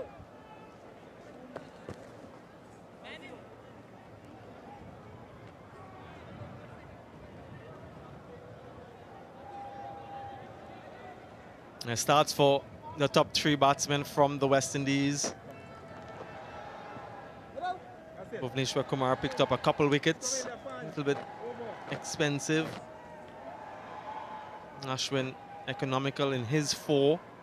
Just a solitary over from Deepak Hooda, the first of the innings. And very expensive from Avish Khan. Hardik, well, he did his job, 1 for 19 from 4. And Ashdeep has a couple overs remaining, one of which he'll be bowling now.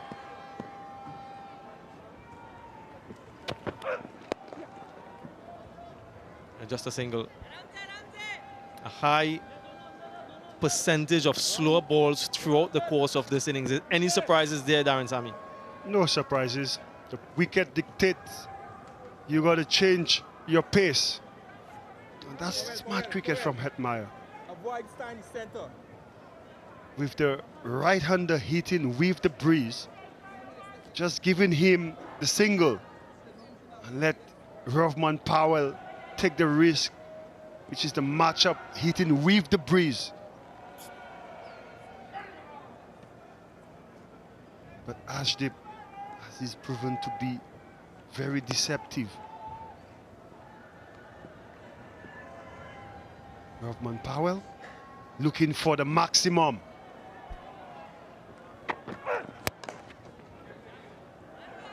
What they'll also be mindful of, Darren, is the fact that someone has to bowl the next over. Bhuvneshwar Kumar has completed his allocation, so has Hardik, so has Ashwin. So it might just be Avish Khan once again. So if they can get 10, 12 runs in this over, and then they can really target Avish Khan in that penultimate over, they can get past that 155, 160 mark. So it's something that they should be considering.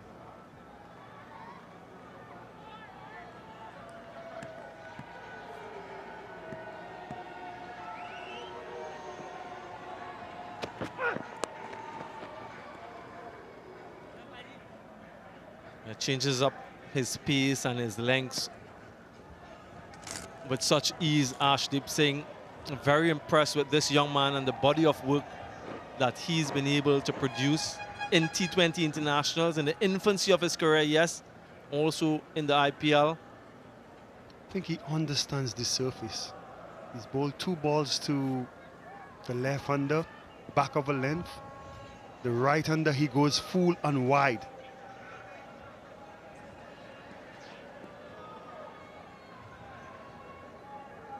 He did get Powell out yesterday. Will it be full and wide again?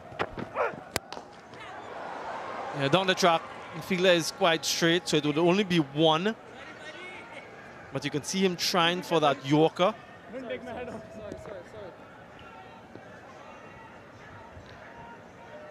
This was him to Powell yesterday.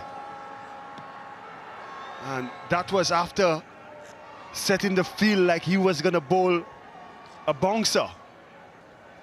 Deceive Powell. But he's operating again on the fuller side.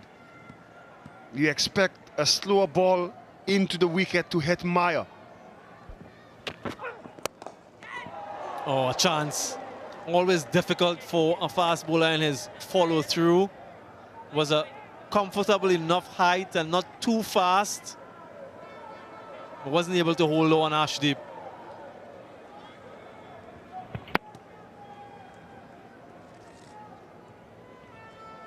There's no one to blame here, Samuel. Normally the bowler's bowl, someone drops the catch and you fuming. It's all Ashdip.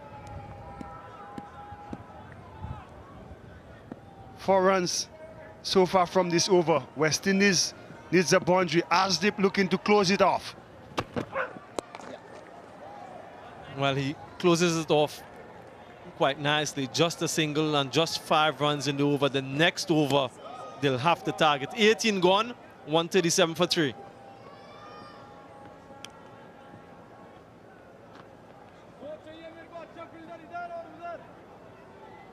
You got 4 minutes, right? Fine leg, 4 minutes. Rohit, fine leg, piche.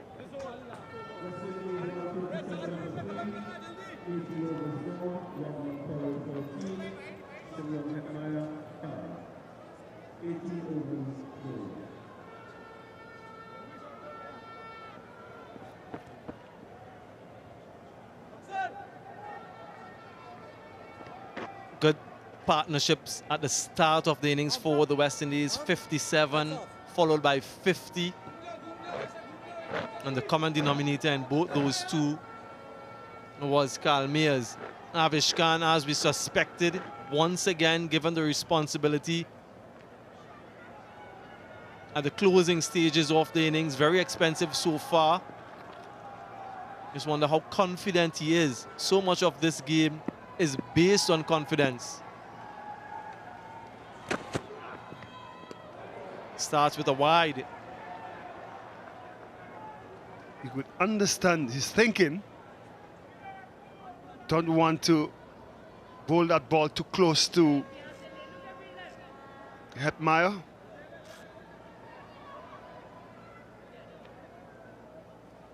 He's been expensive today on a surface that offers assistance to the Pacers. 2 was a call immediately. Wanted it. Wasn't there. Might get it now. No, he doesn't.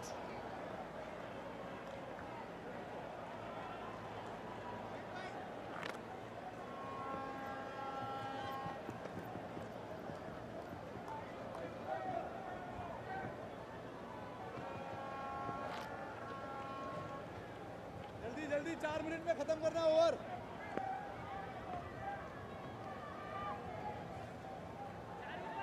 .24 balls left. Earlier I did mention West Indies normally, well, when we played, we would look for 4 sixes out of these 24 balls. So far we've only gotten 1. Good delivery. Full, couldn't get under it. 2 is the call. This time Hetmeyer sends back Powell.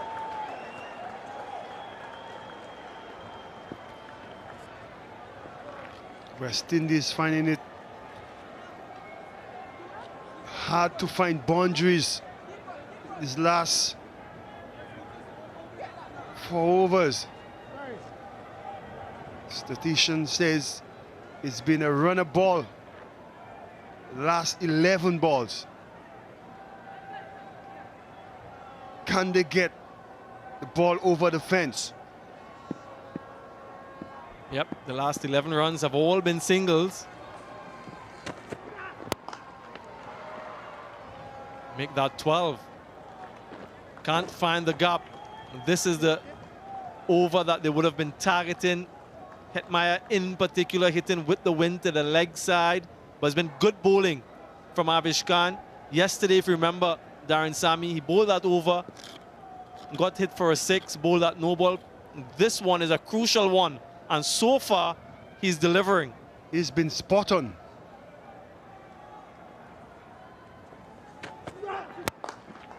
Again, that Yorker length on the leg stump. Not giving Rovman a chance to get under the ball.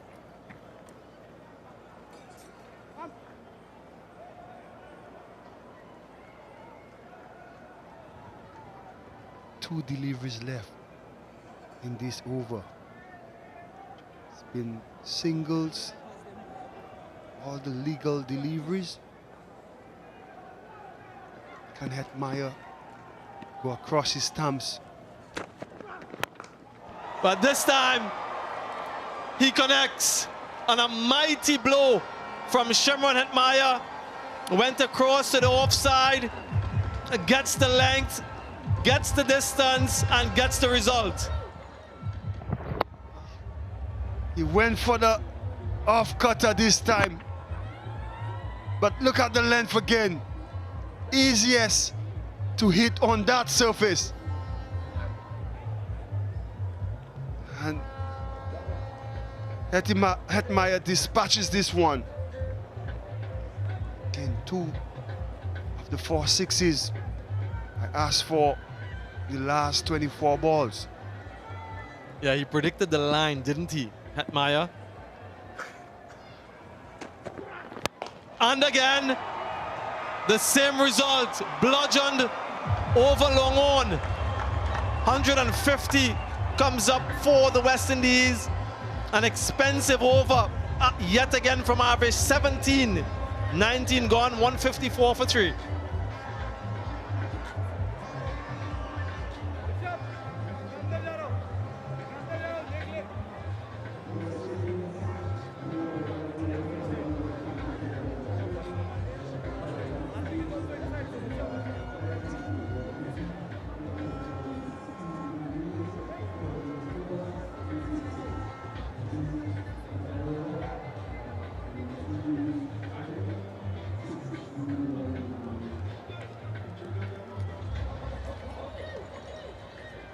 Yeah, exactly what the West Indies needed in the penultimate over.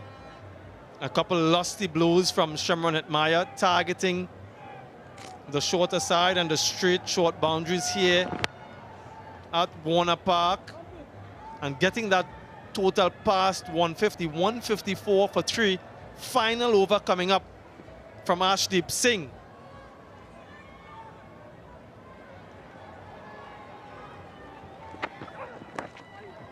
What a shot! Incredible from Rovman Powell. Not a bad delivery, but almost shoveled it to the boundary.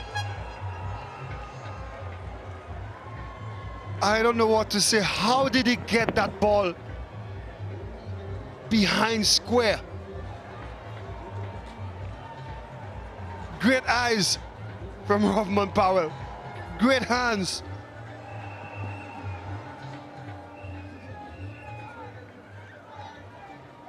Yeah, Darren, you're speechless, I can tell.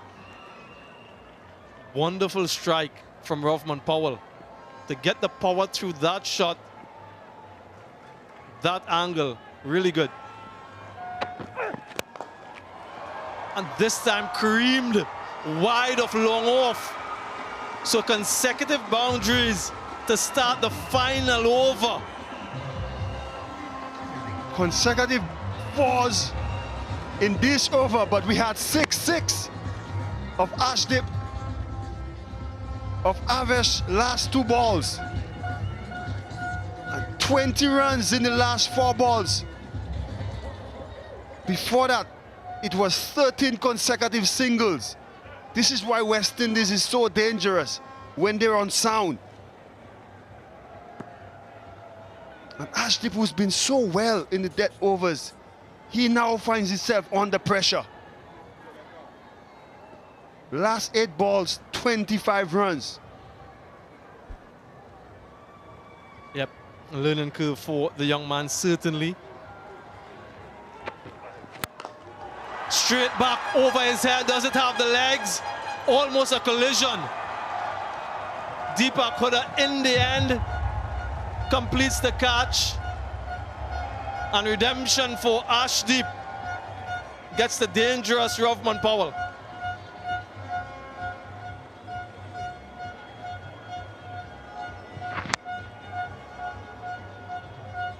Again, oh, he got away with that one. The length on offer.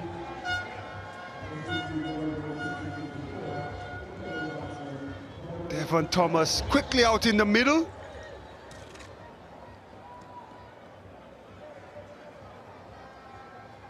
Had a really good game yesterday, winning it for the West Indies, being calm under pressure. Yeah, Rovman Powell got 23 of just 14 deliveries. Did his job. Can Hetmyer close this innings off nicely for the West Indies? Can they get to 170? That's what he would be thinking. Third man, fine leg in the inner circle. Two fielders backward point in the circle as well. What length, what line will he be bowling? Ashdeep. A short into the surface. Appeal from the bowler and wicketkeeper. Nothing from the umpire. Might consider the review. I think that they've decided against it. Oh yes, they've gone for the review. Division Director, we have a player review for caught behind. I've already checked and established it's a fair delivery. The original decision is not out. Can you move on to front on, please? Front on coming up. There appears to be a gap between bat and ball. I'll need Ultra Edge to confirm if there's any bat or glove involved. Just waiting on Ultra Edge. Nigel is building.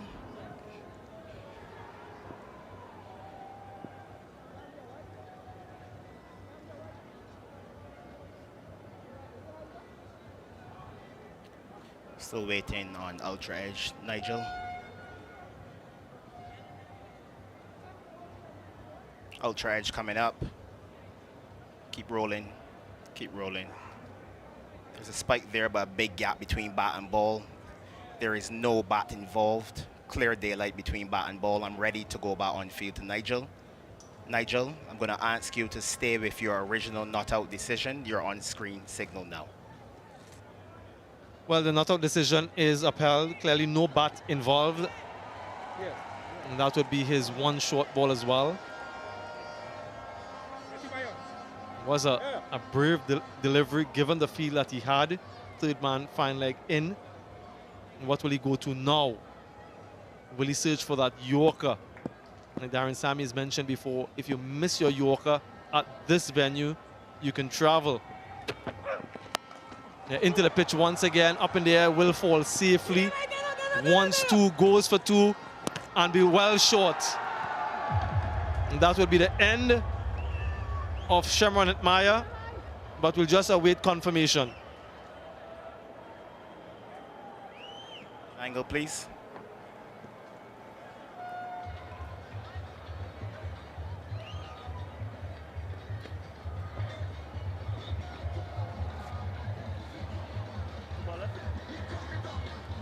Ball is in the keeper's glove. Batsman well out of the frame. I'm ready to make my decision for the big screen. My decision is out. I repeat, out. Hetmyer knew he was out. It's already off the pitch.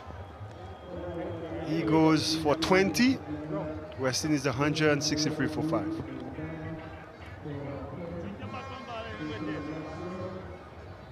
Yeah, good last over from Ashdeep so far. Just the 9 runs conceded in 5 deliveries. Jason Holder, the new batsman for the West Indies, to face the final delivery of the innings.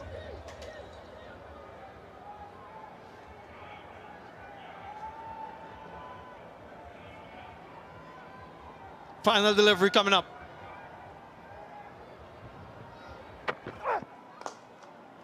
Good again from Ashdeep. Just a single to end the 20 overs for the West Indies, and they will finish on 164 for 5 of their allotment in the 3rd T20 International here at Warner Park. Good starts from the West Indies. The top order really laid the foundation for this eventual score. How good will this score be? Well, we'll find out in a few moments' time when India have their chance to bat. But so many things that the West Indian bowlers could glean from the performance of the Indians in terms of the lines, the lengths, and the paces which they will bowl. Brandon King, a runner ball 20 from him, but Kyle Mears got past that half-century mark and made it count, 73 or 50, and starts for Puran Powell and Hetmyer Powell and Hetmeyer in particular, their strike rates were quite good.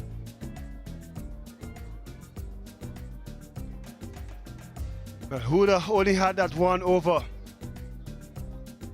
Bhuvaneshwar Kumar did get wickets. Hardik Pandya, Ashdeep Singh and Ashwin all economical for India. Yeah, just 56 in the last 5 for the West Indies. A good start in the first 6, 45 in the power play.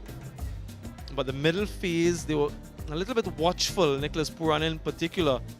And then a little bit of a flurry at the end got them to that 164 for 5. Just 5 extras in the innings. A disciplined effort from India. I'm sure they'll be pleased with that performance. It's up to their batsmen now to come and do the job for the team. The West Indian bowlers, well, they'll want to replicate that performance from yesterday. Kalmias was really good in the third game, got himself started with a couple of boundaries, and he was fluent throughout, showed his proclivity to clear the ropes and the power that he has as well, and he made sure that this was a significant score. And speaking about Kalmias, he's pitch side with Alex Jordan. He is indeed, and a well-played 73 off 50 balls, including 8 fours and 4 sixes. Kalmias, you guys are looking so comfortable at the top there, you and Brandon. He was the aggressor yesterday, you today. Can you talk about that relationship? You seem to have a good understanding out there. It's just the team plan, you know. Sometimes I get off to a flyer, and then sometimes he does. So, you know, it's just for us to communicate and know when is who there and what's not. So today was my day to be the aggressor, and I just did it. Yeah, you sure did, and very, very good looking to watch. Lots of strokes. In the middle overs, you were slowed down there by Hardik Pandya and also Ravi Ashwin. Is it just their skill, or is it playing a bit differently today? I think the wicket is much slower than yesterday. Obviously, credit to the bowlers still for utilizing the conditions. I thought they bowled well into the wicket, a lot of slow deliveries, which were hard to hit. Ashwin, obviously, you know, he's a master at his craft. You know, so we just be careful against him and not give him the opportunity to take wickets and put us up on the back end. So I just tried to stay at the wicket as long as possible, and it worked out in the end. All right, Kyle, yesterday y'all had to chase. Today you set the tone. What about that number, 164? I think it's a competitive total. You know, as I said, the wicket is getting slower, so I back on our bowlers to come up with a good bowling performance today again. All right, go well. Thank you. Thank you very much. Thank you very much, Alex Jordan. Competitive score. We'll find out shortly how competitive it is, as India will require 165 to win this game and take a series lead. In the meantime, we'll take a short break and we'll have some analysis on the other side.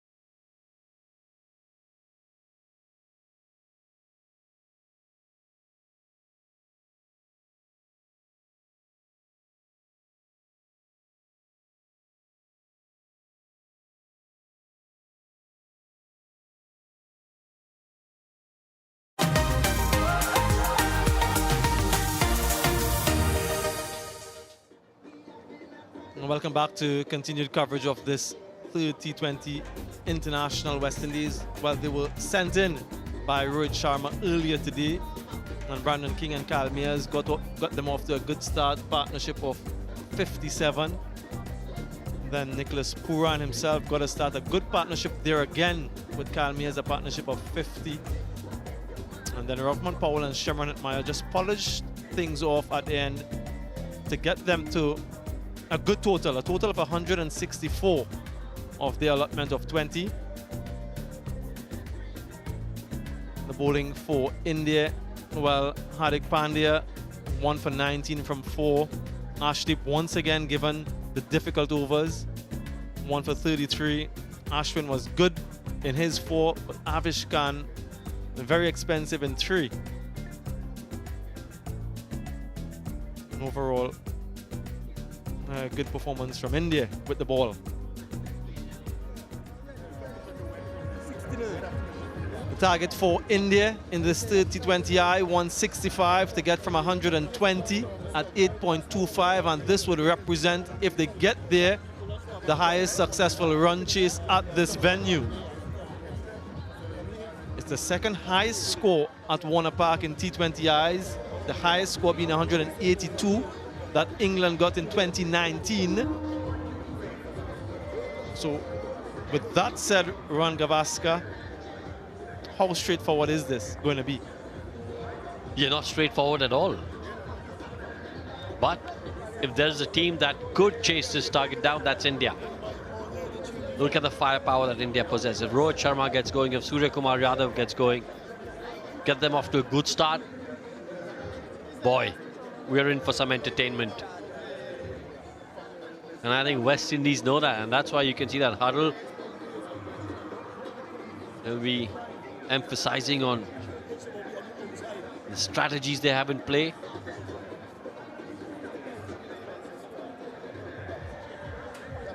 Yeah, the final instructions from the West Indians as they head out to the middle to defend this total. They'll be very happy with the performance with the bat. As you mentioned, these two guys, Rohit and Sky, so dangerous. They can do some damage, particularly in the power play. And Rohit has that ability to bat a lot of the overs, as we would have seen in game 1 in the series. Dismiss of the very first delivery yesterday. So he'd be looking to set that right. And Nicholas Pooran at the toss mentioned the challenges that they've had with left-arm seamers, and hence brought in to the team another left-hand seamer in Dominic Drakes. And it remains to be seen how and when he will be used. But what a start yesterday for Obed McCoy. Can he replicate that today? Well, if he does, India in trouble. If he replicates that start, India in trouble. I have a feeling, though, fingers crossed from an Indian fan's point of view, that we might see some fireworks from these two. Yeah, the way they went about it in the power play yesterday was sensational. The highest run scorer in T20 Internationals, Rohit Sharma, continue to add to that tally. Hopefully for him and his fans, he didn't add to it yesterday. And Surya Kumar Yadav, look at that strike rate. A phenomenal strike rate, 176. Can you imagine that? The man of the moment yesterday, 6 for 17, the best returns ever by a West Indian in T20 Internationals, Obed McCoy. Well, he will be opening the bowling once again. Let's play. A slip in position, short third, where he was caught yesterday, Rohit Sharma. First ball off the run chase.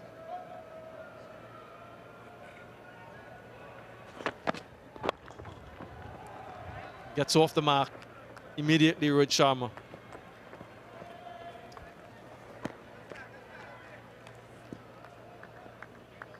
And good timing as well. We'll be feeling a lot better after that. Suryakumar Yadav, 63 on the back of his shirt.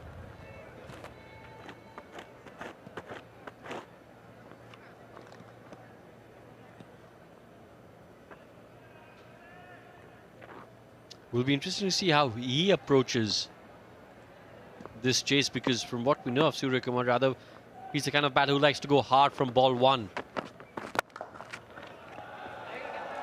Well, he's gone hard, and this will dribble into the boundary. Gets himself off the mark with a 4, the first boundary of the innings for India.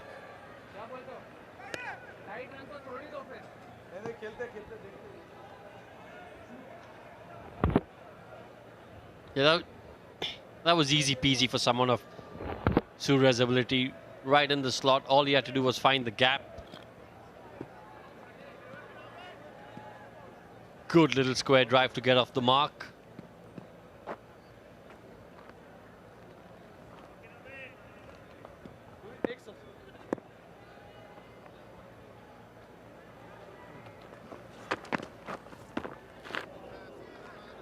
It might have just kept a little bit low, that delivery, so we're seeing some variable bounce from the surface.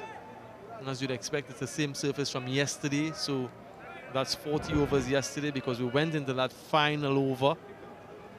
Already seen 20 overs here today. But really a frenetic start from India in the power play. Lots of boundaries, sixes, the second most sixes for them in the power play overs.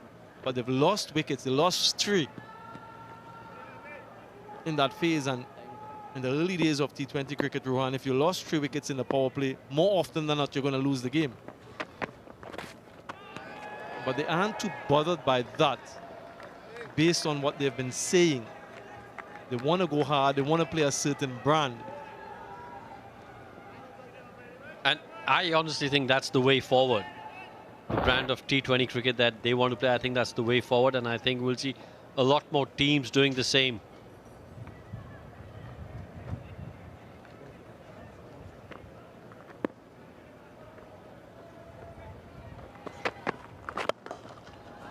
What a shot. Really classy and wristy from Suryakumar Yadav.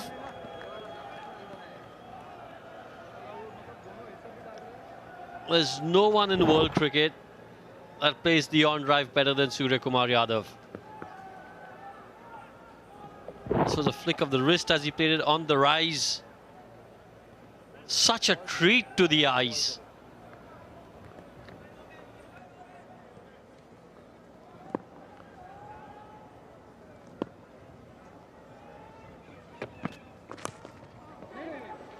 Good end to the over from Obed McCoy. Good start to the chase for India. 9 without loss.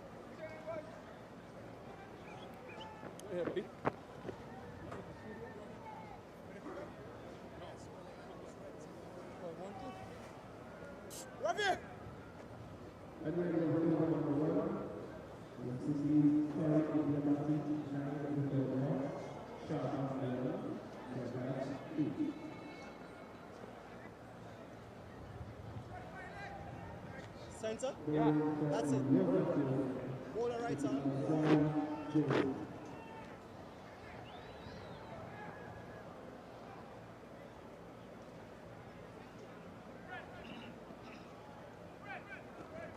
Alzari Joseph opening the bowling for the West Indies from the Lozak Road end. Decent returns in the second game. Remember, he made his debut in this format in game 1 for the West Indies, and he's helped away. Almost taken by Dominic Drakes. Always going to be a difficult catch. In the end, couldn't hold on, and Sharma gets a 6. But what a stupendous effort there. And this is a shot that Rohit Sharma plays really well. Tried to grab it on the second attempt as well.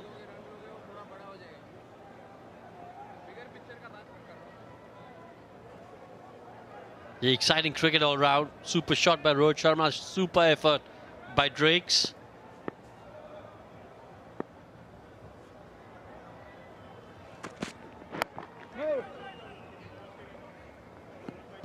Yeah, he was hitting that into the wind, but because of the pace of Alzari Joseph, had enough on it to just eclipse Dominic Drakes, who isn't a short man.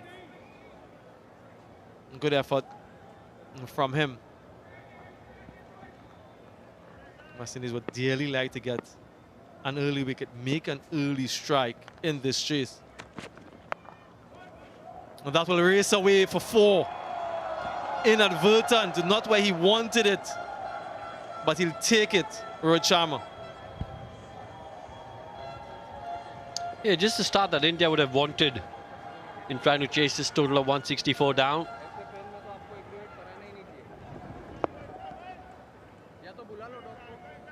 Rohit Sharma moved on to 11. Already 3 4s and a 6 in the 9 deliveries that have been bowled so far. So that's 4 boundaries in 9 balls.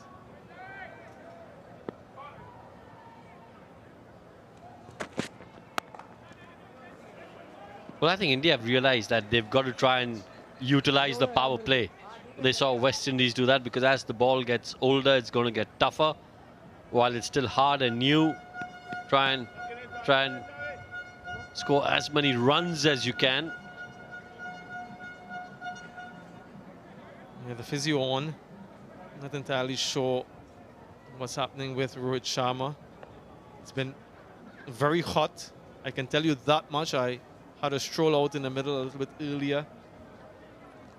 And that sun is absolutely beaming down. So it might just be a case of dehydration. I'm not too sure.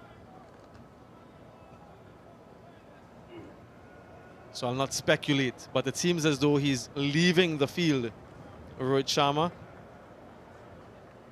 And I'm sure we'll get an update as to the exact reason quite imminently.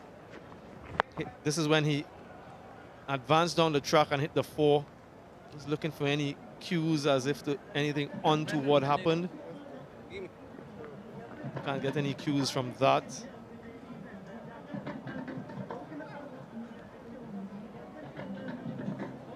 Of course, he was rested for the one-day international leg of this tour, so only came in for the T20s. Rohit Sharma just holding his back a little, so it might be something to do with that. In any event, the new batsman for India, another opportunity for this man, Shreyas Iyer, in this number 3 position, hasn't yet been able to solidify it. Strike rate of 137, and there has been some discussion about whether or not he's ideally suited for this position.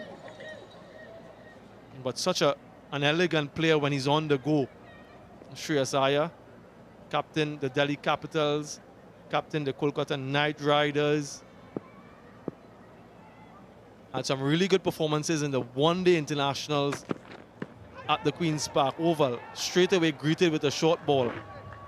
And if there's one area that teams will target him, is in that, the short delivery.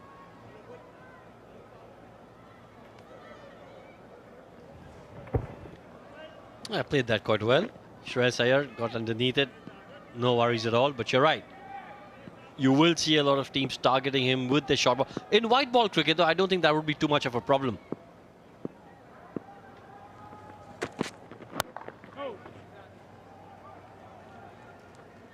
A dot to end the second is 19 without loss.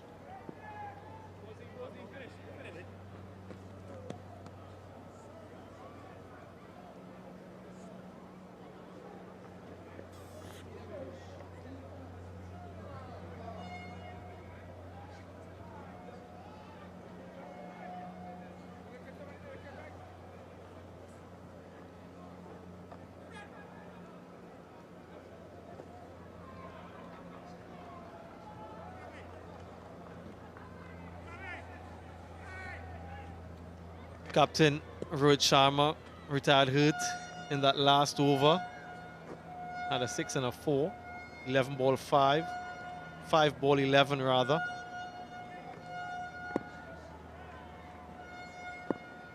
McCoy will continue.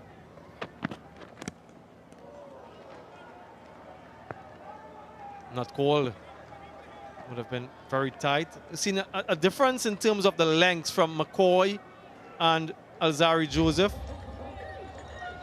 Alzarri Joseph much shorter as compared to McCoy, who's a little bit fuller, but both of them sort of operating in that 6 to 8 meter length.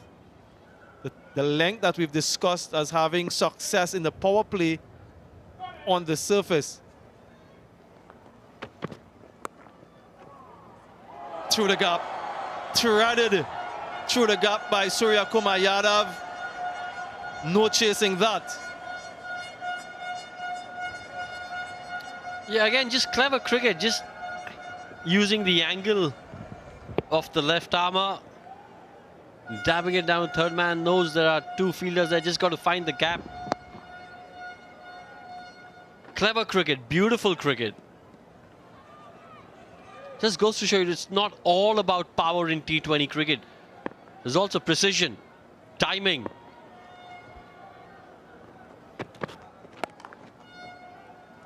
Yeah, very surgical with that previous stroke.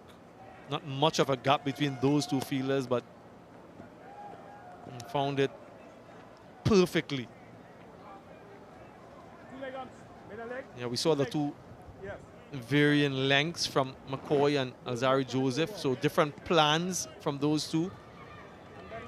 And that second game, they forged a very good partnership. The batsmen not able to line them up.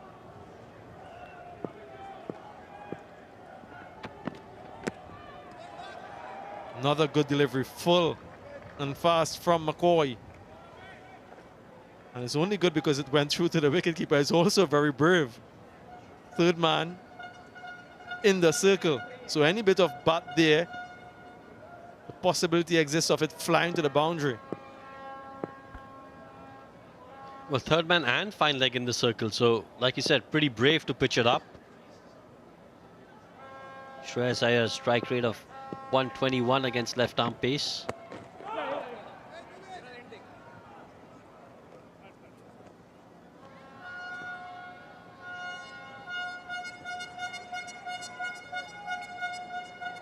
Yeah, so straight away varying his lengths. McCoy, quiet start for Shreyas Iyer. Really been a quiet tournament for him. Picked up a duck in the first game, Iyer. And then in the second game, 10. So hasn't had the best of starts. Another opportunity here to make that right.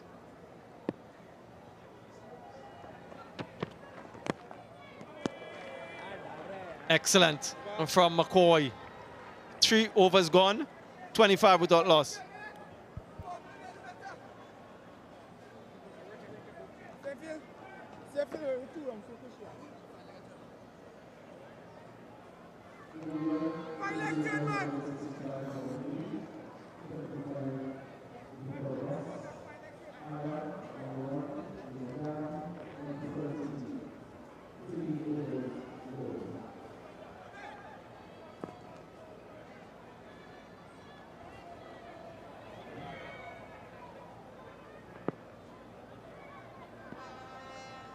$140 more required.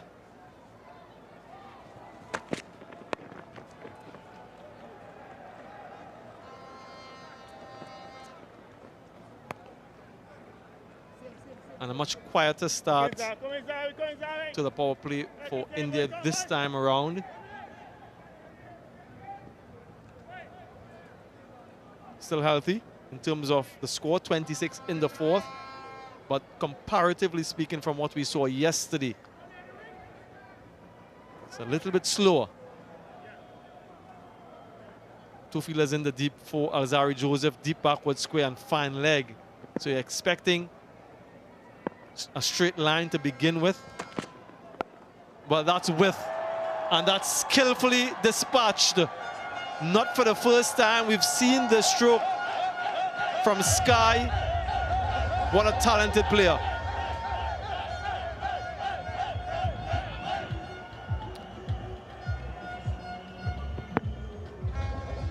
Well, again, just that little bit of width on offer. And as you rightly said, Samuel, we've seen this from Suryakumar Yadav on quite a number of occasions, especially with the two fielders in the circle. When I say two fielders, shot third and no third man, that's always going to be a safe shot.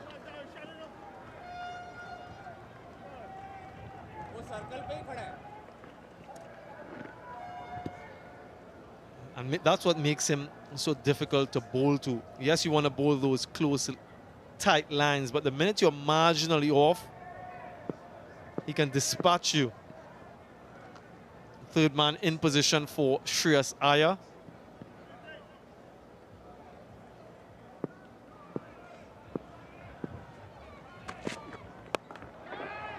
Almost. And Shreyas expected the short ball, gave himself some room, but almost spooned it to Shimron Hetmyer. Yeah, I think as soon as Shreyas saw that that third man was pushed back on the fence, he was expecting that short pitch delivery.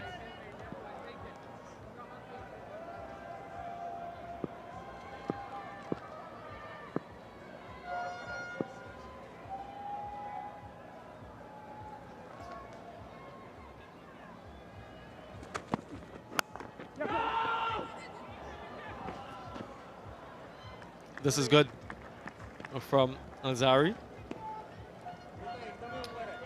Well, this was that short pitch delivery to Shreyas Iyer. Was quite short, really dug it in. Was it too short? That's the question. He's off the ground and I think it's above his head, so could have been a no ball.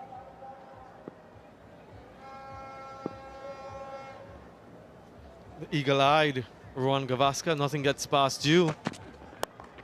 Whipped away in the gap, one bounce.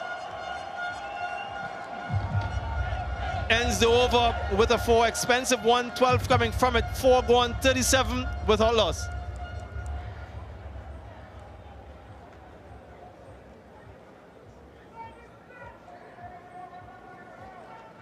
Nicholas, 2 minutes off. 2 minutes off. Again! Can I tell you to bend? Huh? Can I request you to bend? Oh, sweet. Whatever you want. I only because of you, you know.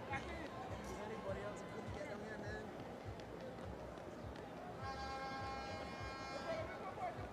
Change the ball off.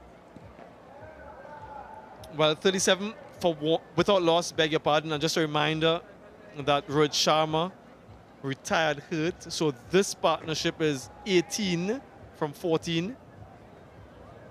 And the new bowler for the West Indies, this man brought into this game, Dominic Drakes. As Nicholas Pooran mentioned, because of his left-handedness and the problems caused by left-handed bowlers to the Indian batsmen in the recent past.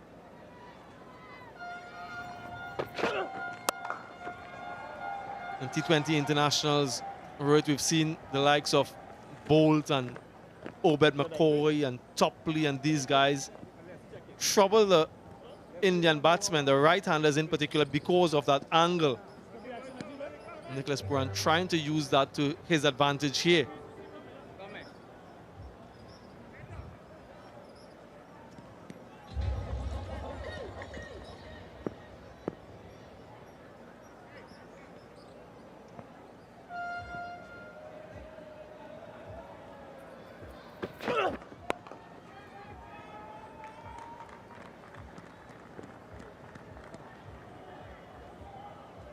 Very much in the infancy of his career. Well, Dominic Drakes, many people in the Caribbean would have remembered his heroics in that CPL 2021 final with the bat.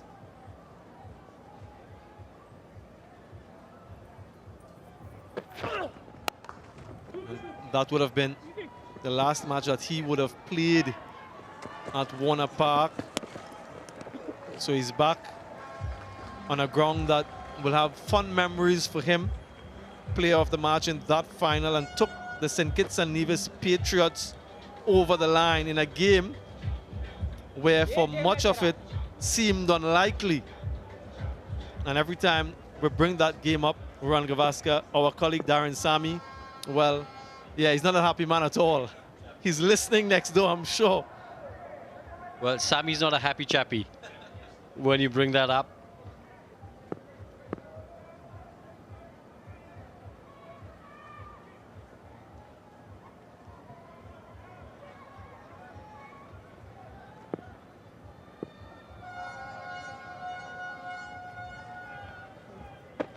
He just pulled out because his handkerchief, his towel fell off whilst he was running up, so that off-put Shreyas Iyer.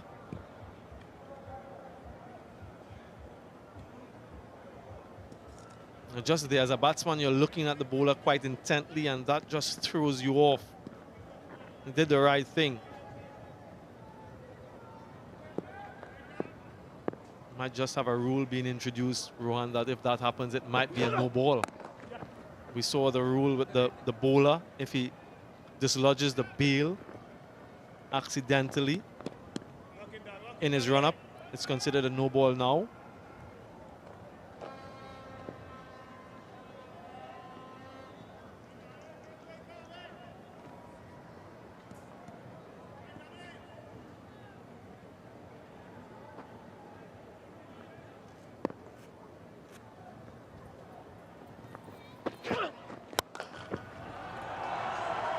Powerfully driven, will get a boundary. And so the length too full on that occasion.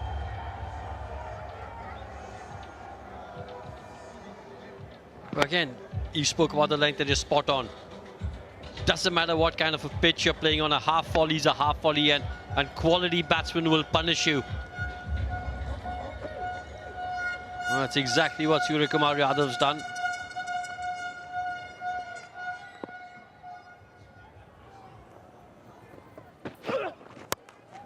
And again, deliberate from Suryakumar Yadav, over point. Finishes the over with consecutive boundaries, 12 runs off it, 5 gone, 49 without loss.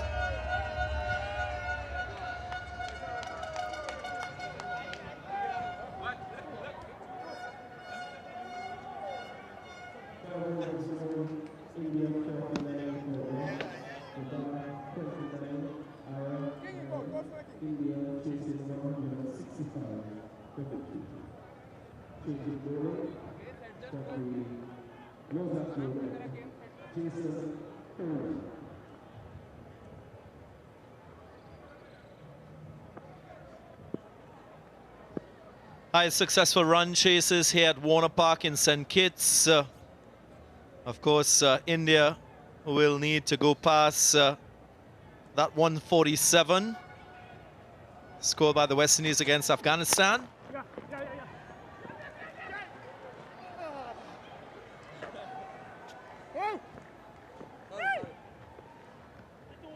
A greater challenge for India in this chase. So far, they've looked very much the part. 49 without loss as we approach the final over of the power play. Afternoon to you, Darren Sammy.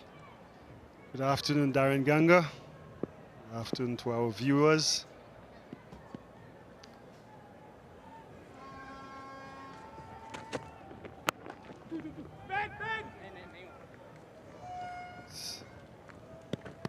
India's game plan is to make sure they capitalize with that hard new ball with only 2 fielders outside the circle. Brings up the 50, that single for India. And as you saw with the West Indies team, as soon as the field was spread after the power play, it became very difficult with the older ball to score. It's easy with one man hit outside the field, hitting outside the ring, hitting against the the breeze. That'll be a wide from Jason Holder. But when they have 2 and 3 guys in that leg side area, and the bowlers are sticking to the plan, bowling that ball into the surface, scoring becomes very difficult. Just to confirm your point, 67% of attacking shots in this third match in the power play. Highest so far across the 3 matches from India with the bat. Very much aligned to what the captain Rohit Sharma wants in their approach to playing T20 cricket. Being a part of the recent IPL, that's very much the way that these IPL teams play in the power play overs. Ultra attacking.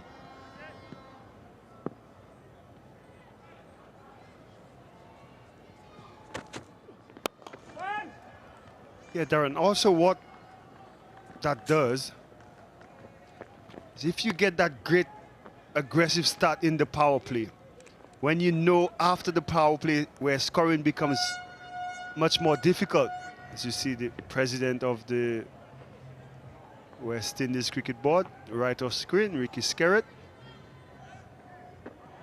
it allows you outside the power play to consolidate a little longer. Innovation. As we've often seen from Surya Kumar Yadav, getting inside the line, trying to use the pace to beat the set field.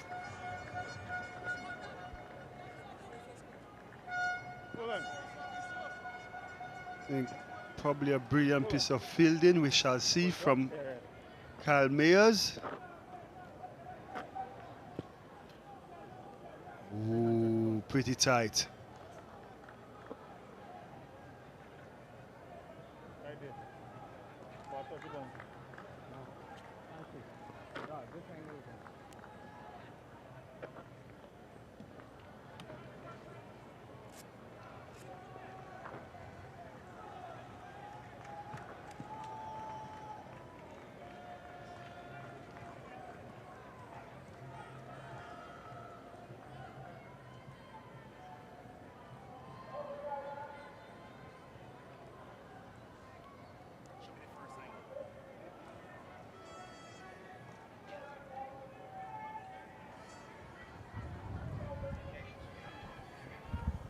Still having a look, guys. It's very close. So he's outside the boundary here. I can't. Mark, I'm going to need that front on angle. This one probably is going to be much more helpful. Foot's outside. Keep rolling, keep rolling, keep rolling, keep rolling. Foot's off the ground. There's no movement of the Toblerone, no movement of the Toblerone. Just rock and roll it for me, please, Mark. And zoom it as tight as possible.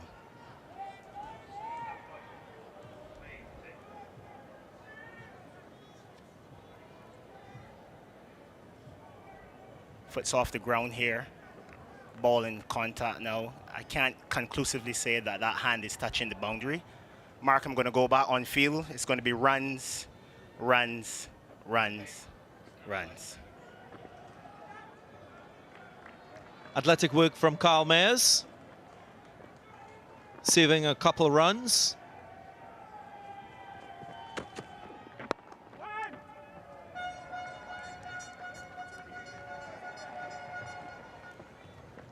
Power play coming to an end. 56 without loss.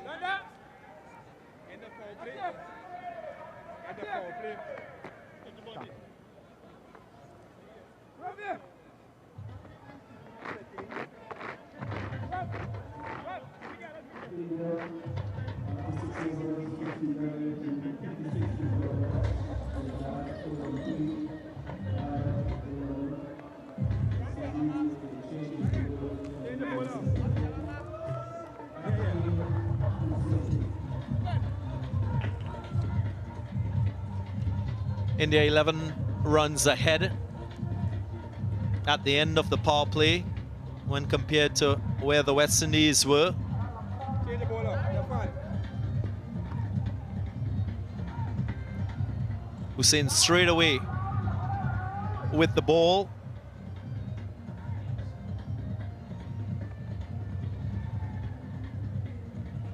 One thing you could expect from Akeal Hussein is good economy. Constantly developing his reputation as a very economical bowler in T20 internationals. That's because of his very good control that he's shown over the course of his career. And he continues to develop.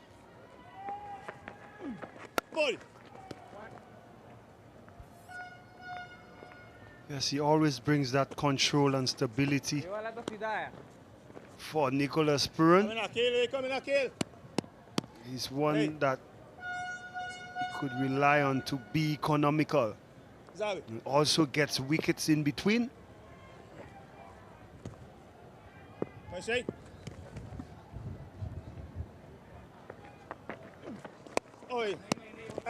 It's also noteworthy to mention that India, in that second T20 International, when they batted, they got to 56, but they lost 3 wickets. So a vast improvement in terms of that wickets column.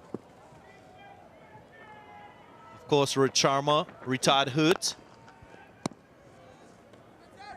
Yes, and it's given them a platform. Ideally, they would have seen how they pulled back the run rate of the West Indies after the power play. So they went hard, didn't lose a wicket, and now they could just knock it around. Only a required strike rate of just under 9 required. And that's what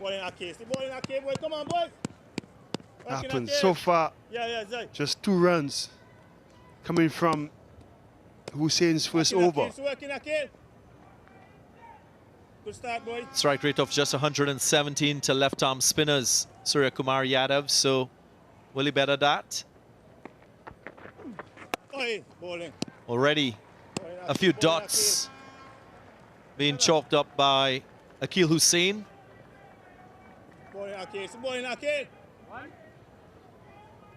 Working Akeal, man. Come on, boys.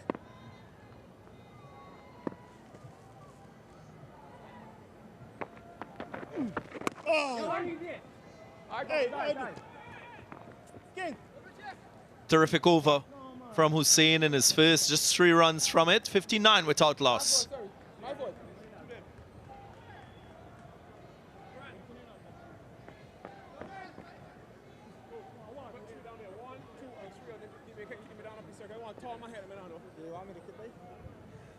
I would love one, right? But I know.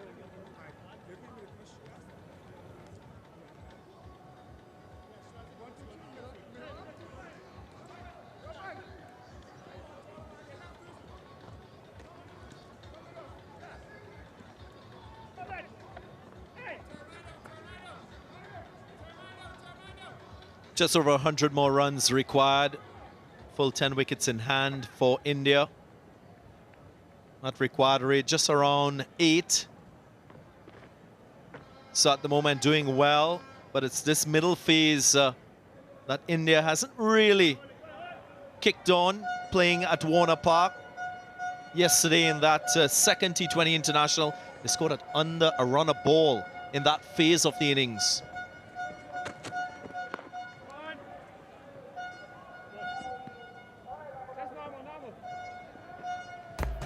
They'll feel pleased with their efforts in the power play overs. Obed McCoy doesn't usually concede boundaries when he bowls. Conceded 3 boundaries in his first 2 overs. That was a half chance. Needed something special from Dominic Drakes. Rohit Sharma had to leave the field. And Sky continued to flourish with the bat.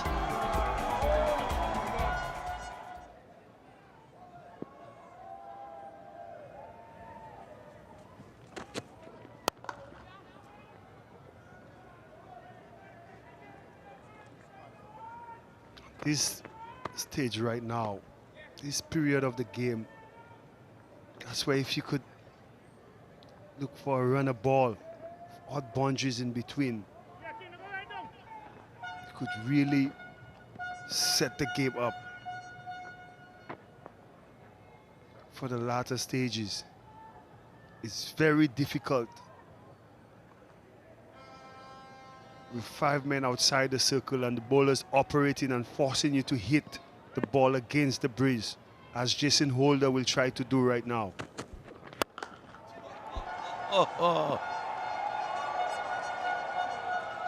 Sky dipping that back leg, getting under this delivery and creaming it for 4. Don't understand the thinking right now. Mid off, mid on is up in the circle.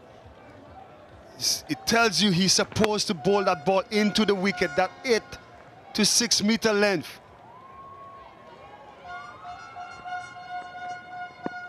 Let's see if he adjusts. Into the wind, and enough. 50 partnership comes up, but was there an opportunity for Brandon King? Was he too deep inside the outfield? If you look at Jason Holder's reaction, suggesting to him you should stay on the boundary ropes. Lots of space at the back. But I could understand King trying to prevent the 2s. An opportunity probably missed. Jason Holder now making an adjustment to the field. Third man comes into the circle. He's stressing, stay on the ropes.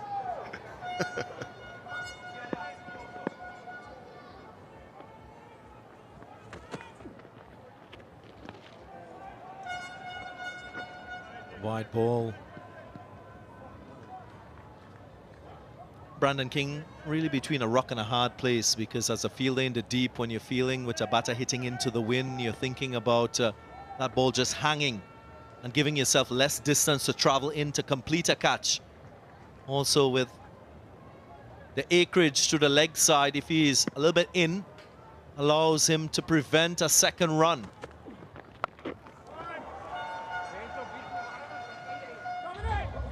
But at the same time, if you get too far in, you can miss an opportunity, as we just saw in that 4th delivery of Jason Holder's over.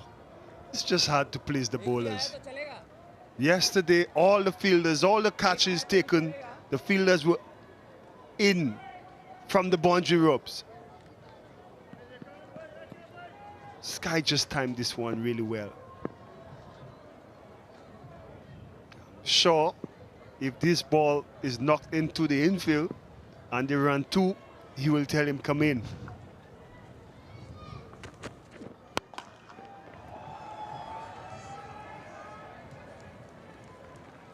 Not the case, but an expensive over from Jason Holder. 15 runs coming from it, 74 without loss. Skip of 1 minute. Skip plus 1 minute. Skip plus 1 minute. She asked that yesterday.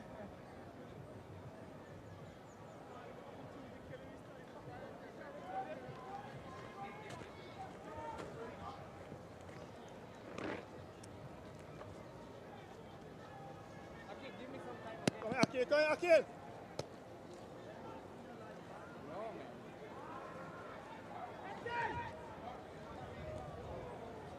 Rohit Sharma retired hurt earlier on. We understand from the Indian physio that he had to leave because of a back spasm.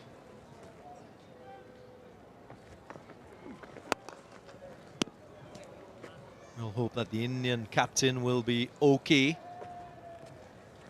Maybe to continue batting later on. And for the rest of this tour, Indian fans might be saying they might not need him with this platform set. 75 without loss into the 9th. Come on, boys.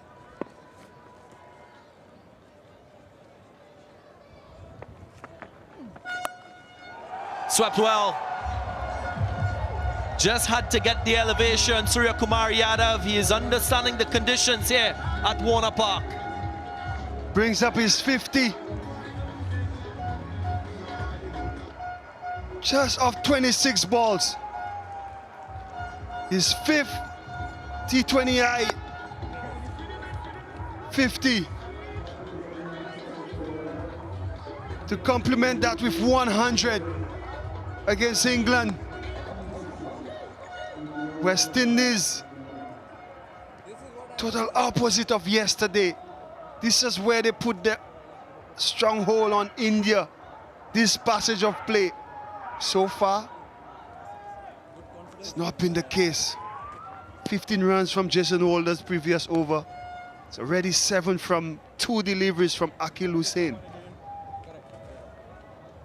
India Keep coming, buddy. Keep coming, Akil. not making around with this run chase.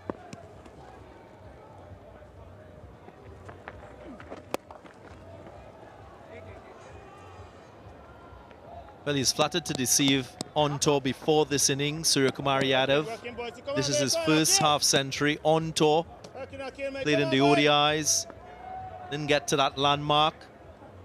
But he's such a good player that you know over time, and with time out in the middle, he will convert. He will produce with the bat. That is exactly what he's done today.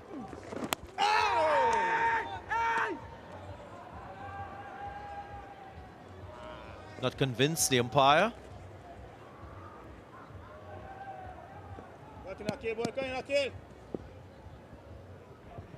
There's possibly a bit of pad on the way through to the wicketkeeper, Devon Thomas.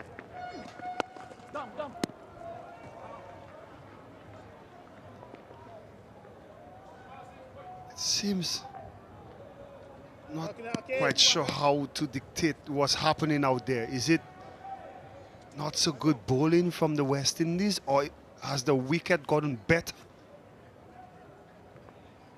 Maybe the lengths are not as great as it was in the previous game. We'll talk about that in the next over. End of the 9th, 83 without loss.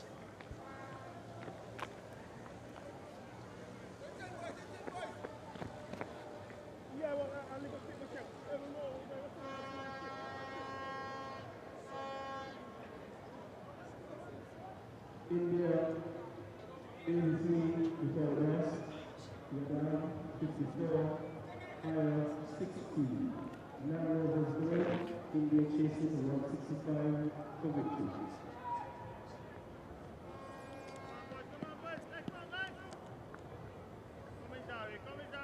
All bowlers with the exception of Obed McCoy going at over 10. That's a seam options. Akil Hussain with 2 overs going at 6. Nicholas Puran, he struggled with that 5th bowler. 1 change today for the West Indies. Dominic Drakes replacing Odean Smith.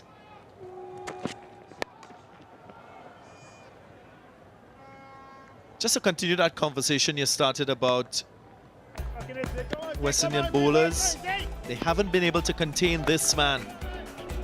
He's been crucial in terms of the run rate that India has achieved in the innings so far.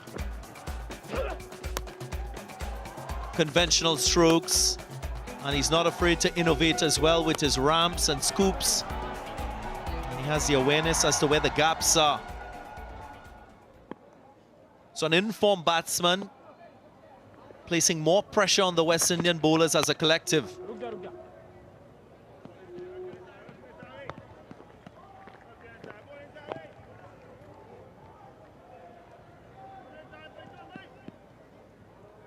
Leg side, that's been his preferred scoring area. But he can equally score fluently through the offside.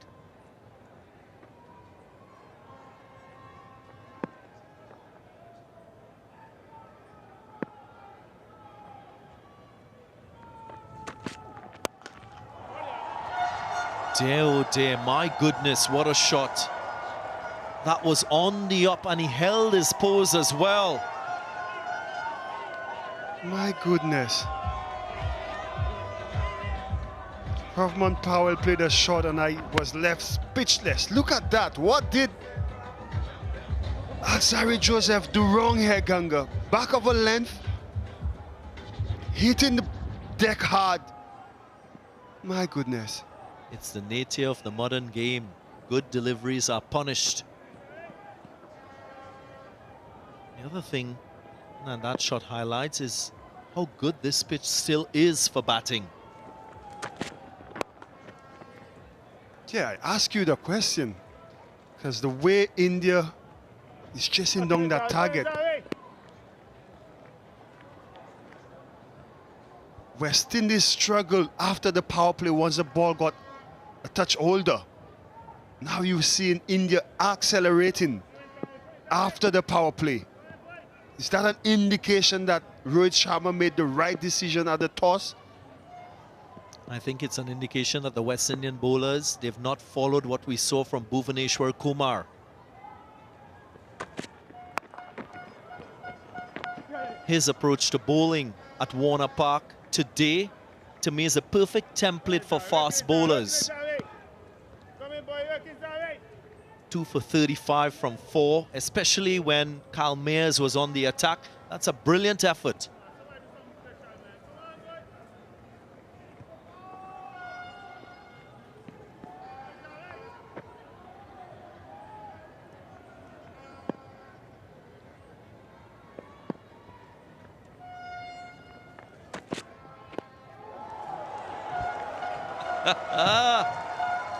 Ganga. What a shot! We're witnessing some amazing cricket from these Indian batters. Sheer brilliance from Surya Kumar Yadav, showing his flexibility, his hand-eye coordination and skill. Played it to perfection. A boundary to end the over at the halfway stage of the innings. 96 without loss, and it's a Blue Waters drinks break.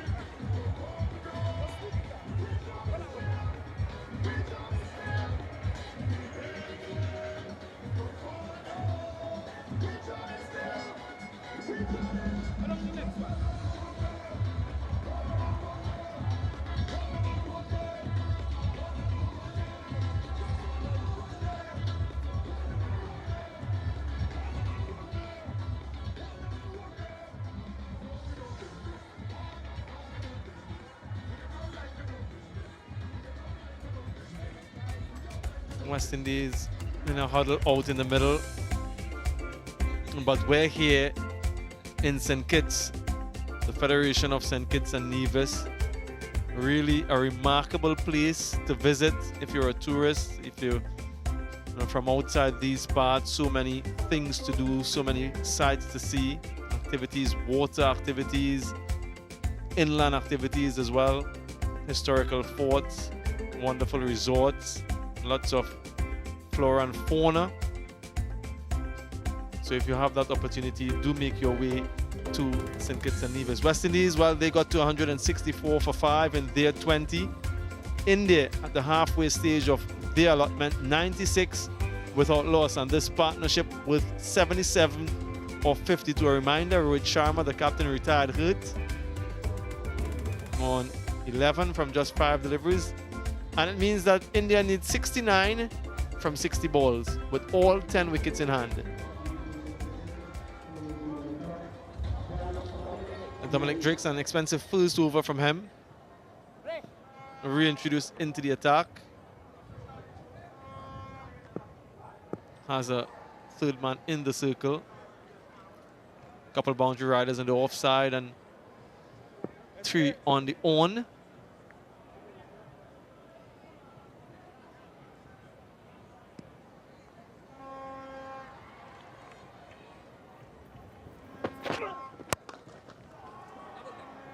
Nicholas Puran himself positioning long off. One of the things that we saw run Gavaskar is the number of slow balls from the Indian bowlers throughout the course of that innings.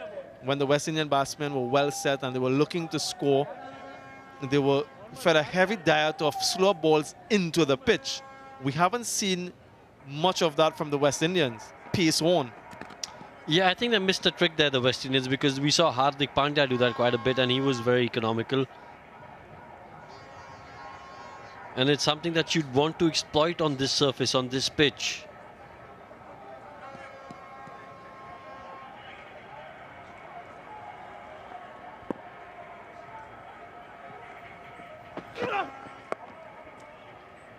Yeah, and Bhuvneshwar Kumar in particular, bowling in both the power play and the death, the proliferation of pace off deliveries. Let's have a look at how many deliveries below that 130 kph, 62%, and just 38% above. So a significant number of slower balls because he understood what is required at this venue on this surface and used the conditions quite well.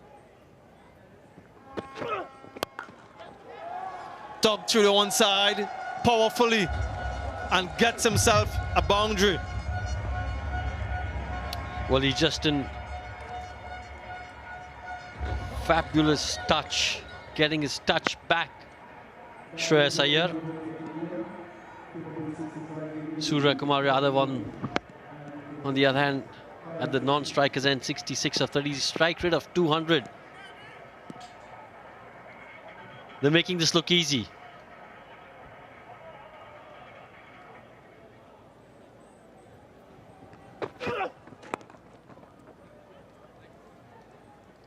And a significant step across the offside because he is looking to target the leg side, shorter side with the wind, Shreyas Iyer.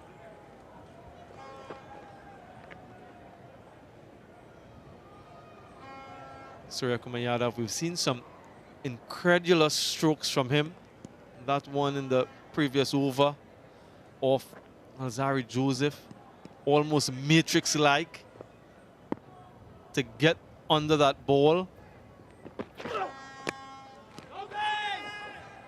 Yeah, I heard a noise there. It might just have been bat on the ground. They'll have a discussion, the bowler and the wicketkeeper, and I think he's reviewed it. How much?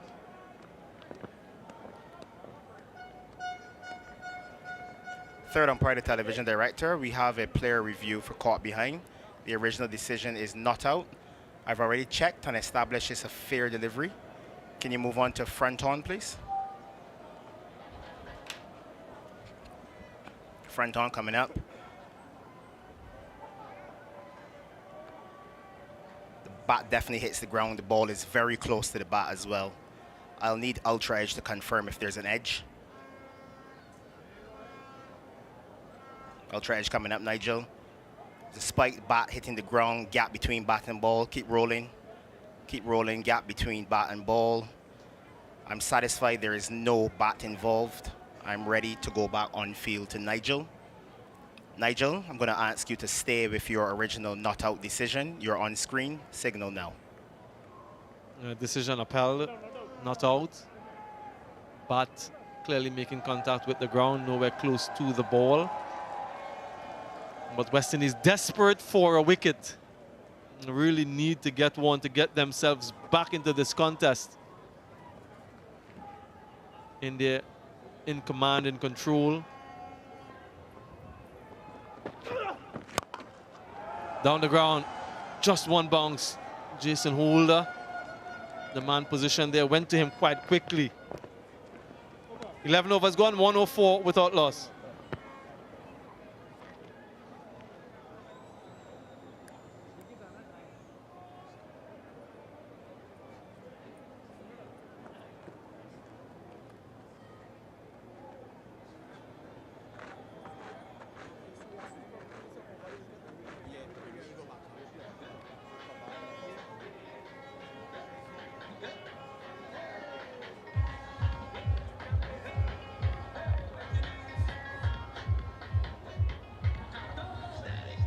Lots of delight between blue and maroon. India going along quite nicely in this run chase. What will be the highest run chase on this venue if they manage to get there? Akil Hussain has been really good in the previous 2 games. Good again in this one. 2 overs, none for 12. Operating from the Lozak Road end. And for the first time, he's been asked to bowl from that end. The batsman would be perhaps targeting long off or inside out with the wind. So he himself will look to bowl that leg stump line.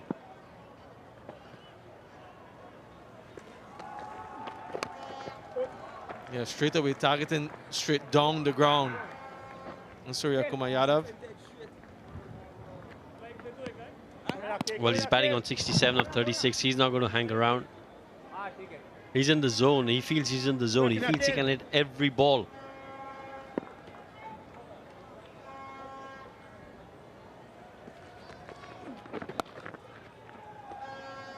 And that's the sort of line and length he'd want to bowl. Well, again, just such a skillful player, Surya Kumar Yadav. Again, excellent hands to play that shot.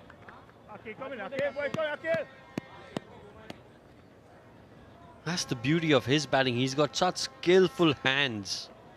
Really maneuvers the gap, maneuvers the ball into the gap. Wicket. Exactly what the West Indies needed. Shreyas Iyer running past that one, and that man again, Akil Hussain, into the game, gets the breakthrough. It will be interesting to see if this turns a bit. Dancing down the track, Shreyas Iyer missed the line. He's got to go for 24. It's 105 for 1.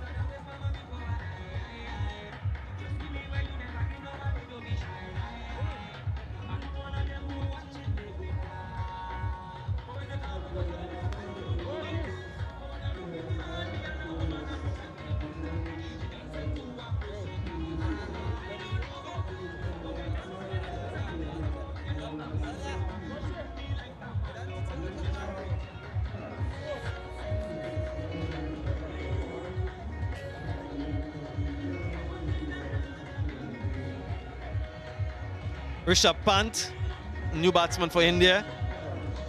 Strike rate a little bit on the lower side in T20 International. It's not what you'd expect to associate with someone of his class and caliber. Skillful from Akil Hussain. The length is what's so important. They're trying to get close to the ball to go straight or inside out, but he's not allowing them to. And it's going to be a different challenge now, bowling to the left-handed Pant. He'll be hitting with the wind, shorter side, leg side. And Akil Hussain theoretically turning into him. And so he'll go around the wicket and try to go across.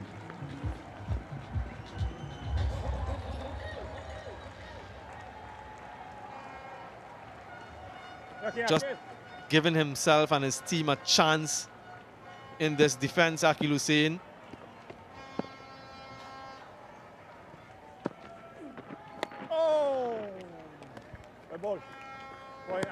Yeah, you're right. They've just got a glimmer of hope now. Can that old adage come true? One brings two.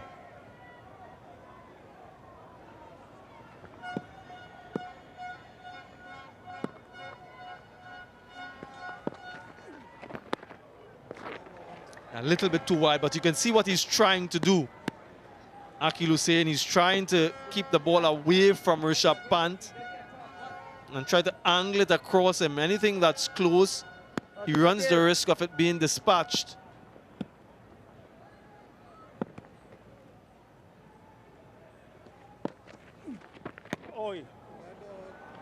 Yeah, another wide.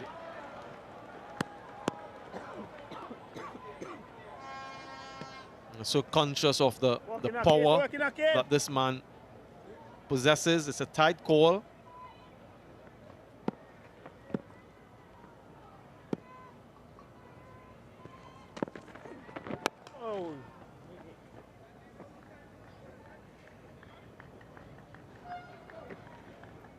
Gets off the mark punt.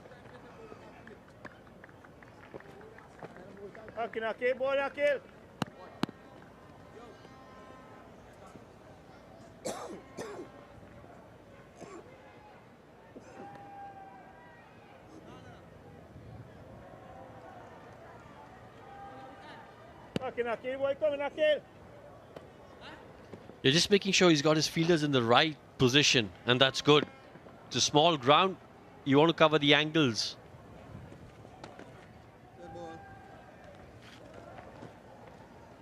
Just pulling out at the last moment there, Akil Hussain. Another good over from him, just the 4 runs so far, even with 2 wides, and he picked up that all-important wicket. Can he close the over out? He does close it out, just a single. No. Great stuff from Hussain. 12 overs gone, 109 for 1.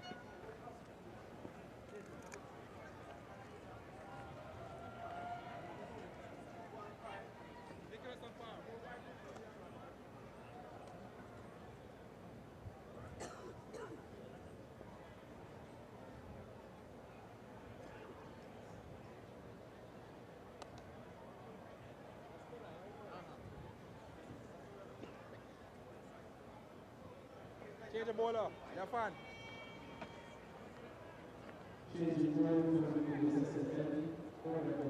This is where we are at in this third T20 International. India need 56 more from 48 balls, 9 wickets in hand.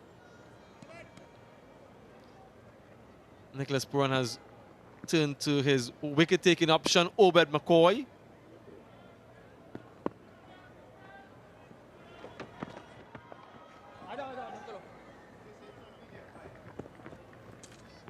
Obed McCoy picked up that 6 for 17 yesterday. No wickets so far in this one.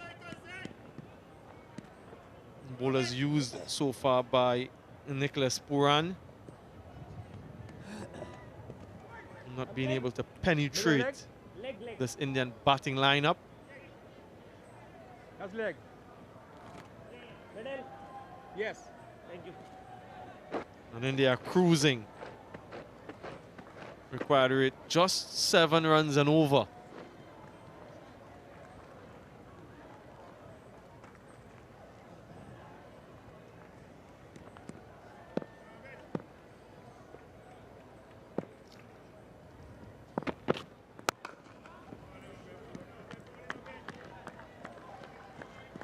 Yeah, India have just got to keep their head about themselves now. If they play common sense cricket, they should get home. Yeah, as you said, the required rate just over 7. In T20 cricket in this day and age shouldn't really be a problem, especially when you've got 9 wickets in hand.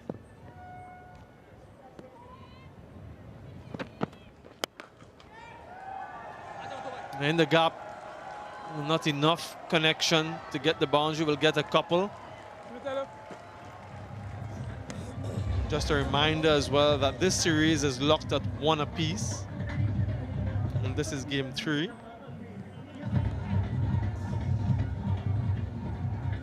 We have a couple games remaining after this one in Florida over the weekend. Someone will take a 2-1 lead.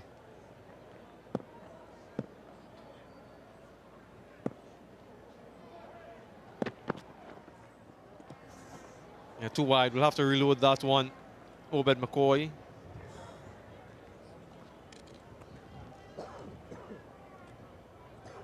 So much experience in T20 cricket from Rishabh Pant. Has been in the IPL for a long, long time. Part of that Delhi Capital setup. Captain of that team.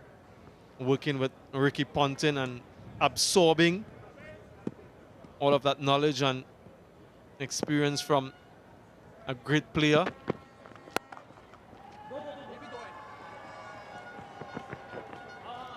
And really a phenomenal talent, Rishabh Pant. We've seen what he can do in Test match cricket, the way he plays that format. Seen him in One Day International. So an all-format player and someone who India will have to manage in terms of workload. We've seen lots of players being rested at different times. A phenomenal talent. A once-in-a-generation player as far as I'm concerned.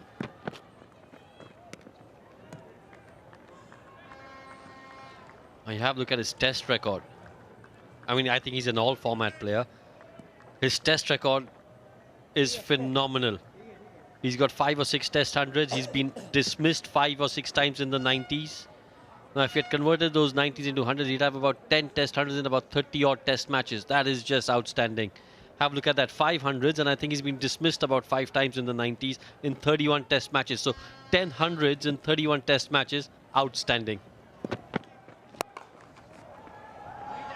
Yeah, this time it will have the legs to go all the way.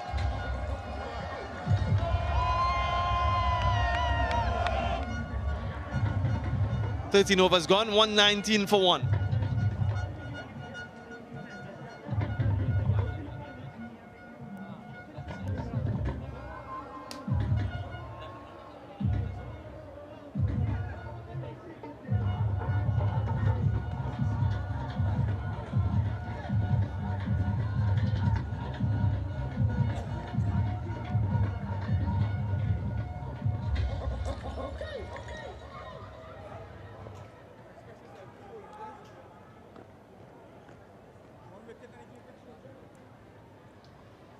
Yeah, 46 from 42.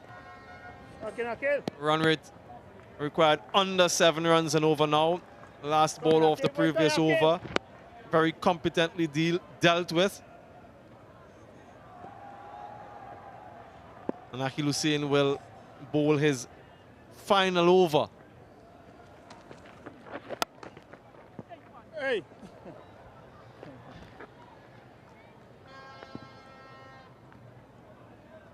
Well, I've got the world #1 and ex-world #1 in T20 bowling next to me, and I want you to get your bowler's hat on. What areas are you looking to bowl at? Not at Surya Kumar Yadav, but at Rishabh Pant.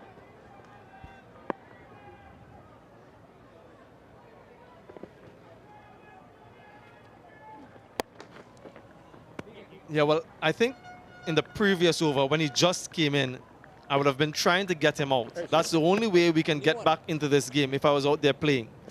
And to do that, I would have bowled a straighter line and have a slip in position as well. If I bowl my 4 overs and just go for 20, but I don't pick up an additional wicket, all it does is delays the outcome of the game. So at that point, I would have been surely trying to get a wicket, and that's what I think they should have done. But he went defensive. And now he's given them a free hit. And this is unforgivable as a spinner, particularly as a spinner in T20 cricket. And a free hit to Rishabh Pant, hitting with the wind to the shorter side. Let's see what he does. But it's Christmas come early. Yeah, it was bound to happen. Too easy for Rishabh Pant. As clean as you like. Yeah, just held back in his crease. Rishabh Pant saw that it was short. Transfer of weight, played that over long gone. Like you said, Christmas came early. Christmas, Diwali, you name it. Rubbing his hands in glee, Rishabh Pant. Yeah, and it's messed up his figures as well, Akil Hussain. I'm sure that is something that he'll be thinking about even now. Why did I give him that free hit? Has to put that behind him and look to finish off this over. 3 balls left.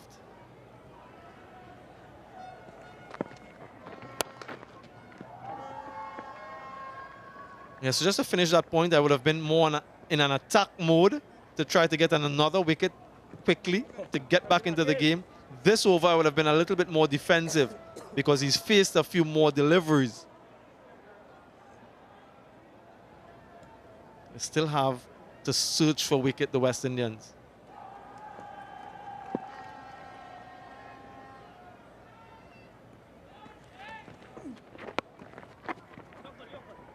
Two is the call. Did he wait well enough? No, he didn't. Just one. Mentioned yesterday, Rohit, Brandon King in that chase. Very well set. And how he would have wanted to be there at the very end. Similar today for Surya Kumar Yadav. 72 from 42. He doesn't want to leave it for anyone else. Ensure that he's there to the very end. He needs 28 for 100. India needs 36, so that possibility exists.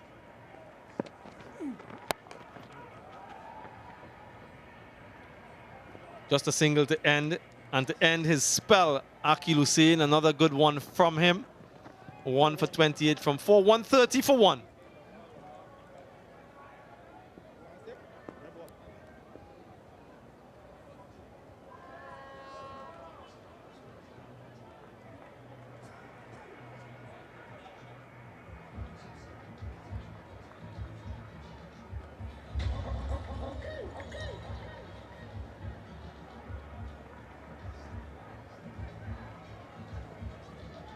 The ball up.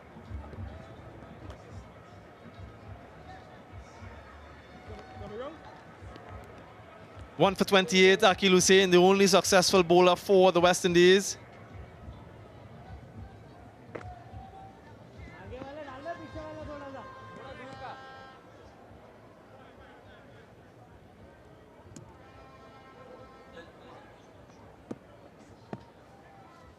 Dominic Driggs.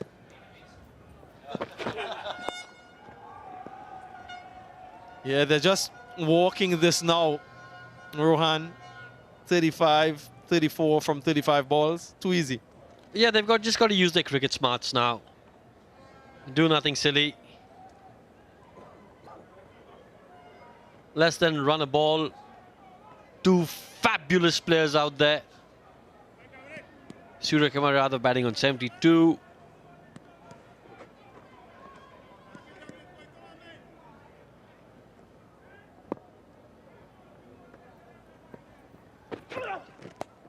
What a shot. Absolutely brilliant from Surya Kumar Yadav. Gets himself another boundary. Innovation and skill.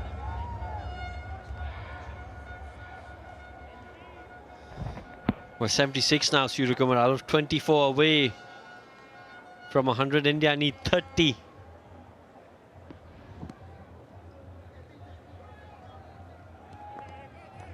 He won't be thinking about that, though. He'll be thinking about, I just need to make sure that I take my team to victory. Be there at the end.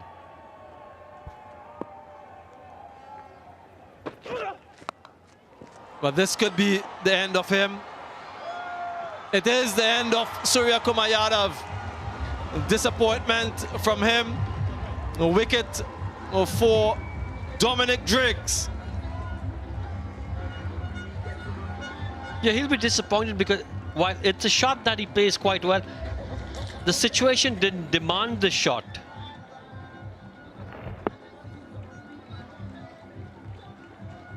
Well, again, he's one of those players who's known as Mr. 360 because of his ability to play shots like that. Unfortunately for him, didn't come off this time round. He goes for a fabulous 76.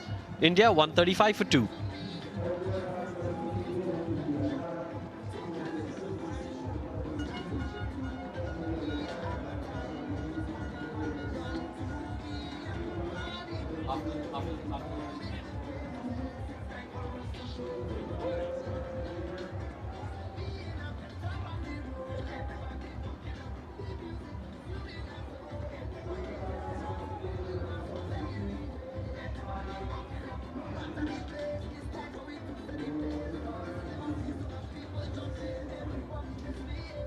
Hardik Pandya, new batsman for India. Excellent strike rate. Wicket off Surya Kumar Yadav, trying to play that innovative shot over fine leg. Didn't get it where he wanted. The ball swirled in the air for a while, but comfortably pouched.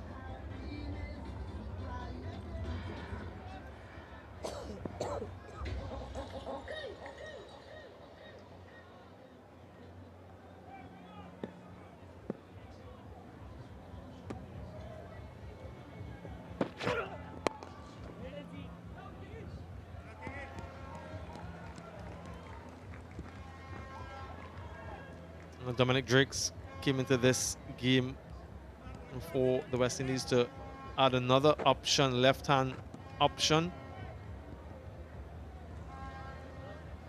Nicholas Pooran is expecting much more from his bowlers in this defense. And you saw that score that they got. You thought that could have been challenging. India have batted quite intelligently. 30 from 31, so they'll feel that they have this covered. No need for panic. Still have so many wickets in hand as well. So very much in the driver's seat.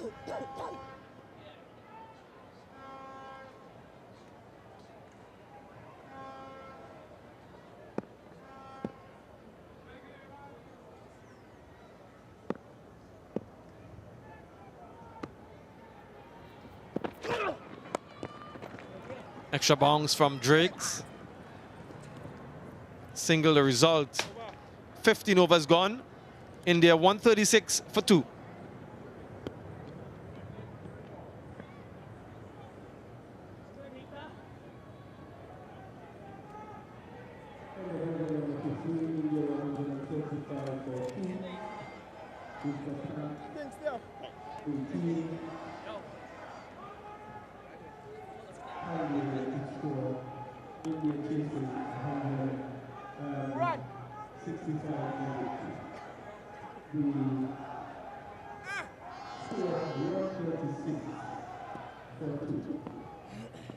Way ahead India in this run chase. Change of bowler. After 15, the West Indies, they were 108 for 2. India just 29 away from the target. Thank you.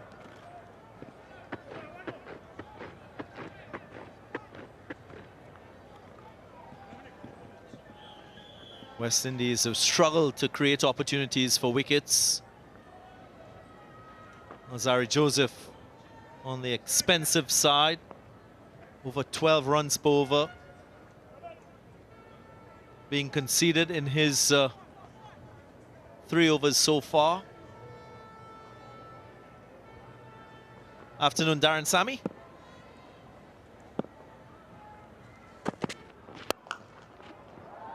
Afternoon, Darren Ganga. It's not only for West Indies wickets who had to come across along. West Indies only lost 5 wickets in their turn at the crease.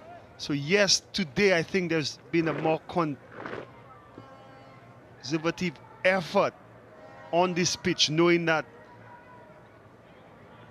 160 is a good score.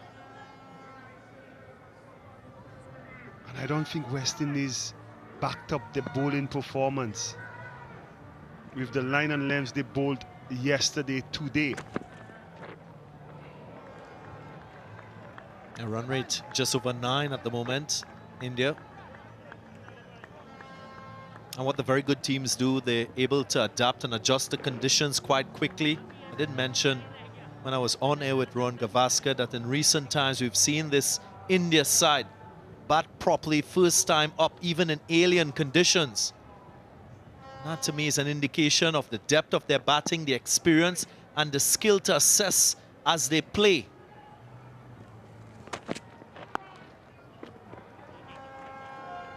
Remember, they scored 190 at the Brian Lara Cricket Academy, batting first in the very first men's T20 International match played there. So none of the Indian players would have had a chance to play at that facility, but still, they got an above par total batting first. And again today, chasing a total we all thought was going to be challenging. The way they've gone about it, it just shows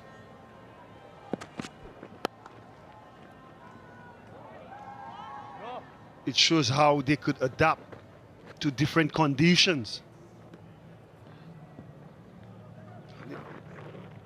I think it's important also to note during that phase of the game, India gave the West Indian batters no pace on the ball.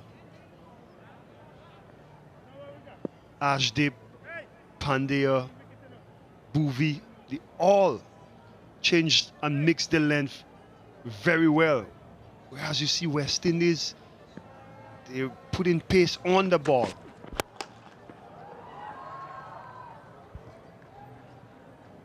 Indeed, that was key in terms of slowing that run rate. When the West Indies batted, the West Indies achieved a run rate of 7.5 in the first 6, and then in the next 9 overs, only 7. Usually you expect that there will be acceleration from that first power play into the last 5. That didn't happen this time around with the West Indies, although they had wickets in hand. Credit to the Indian bowlers, how they bowled in that phase of the innings. End of the 16th, 140 for 2.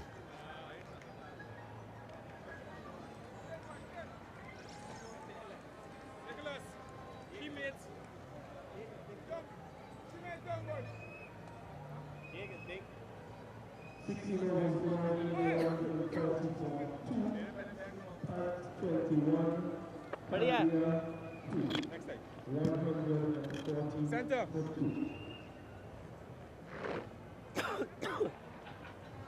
Want me this side, Rex? Rex. India dominating by virtue of the application and the skill from their batters. Surya Kumar Yadav in particular, the standout batter in the innings for India, setting the game up.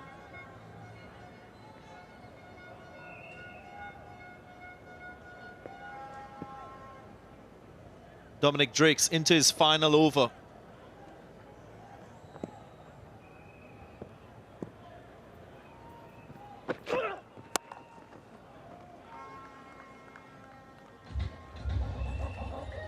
Still very much a work in progress. Dominic Drakes, the son of the former West Indian all-rounder Vasper Drakes,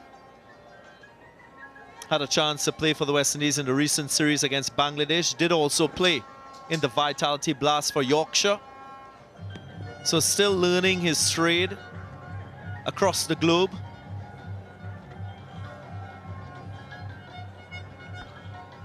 Man of the match in that CPL final.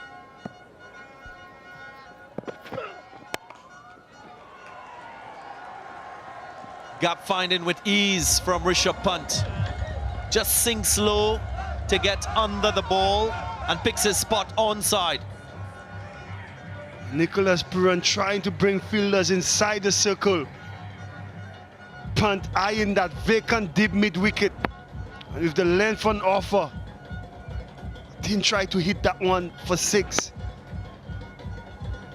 Just try to place it. That he did very well.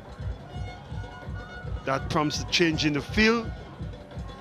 Mid-wicket goes to deep mid-wicket on the boundary. Third man comes into the circle. You can't leave that deep backward square region vacant. Scores just about 5 or 6% of his runs in T20 cricket behind square leg side. That's one aspect of his skill as a batter. And he can also do this.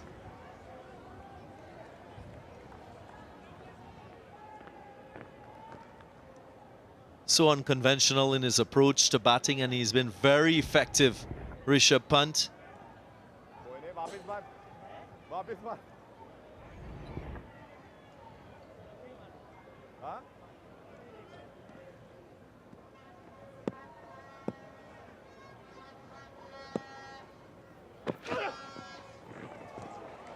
And again, pace off, not allowing him to make contact.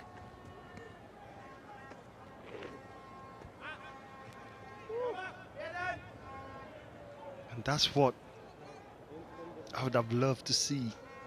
More of these deliveries. Very effective on this surface.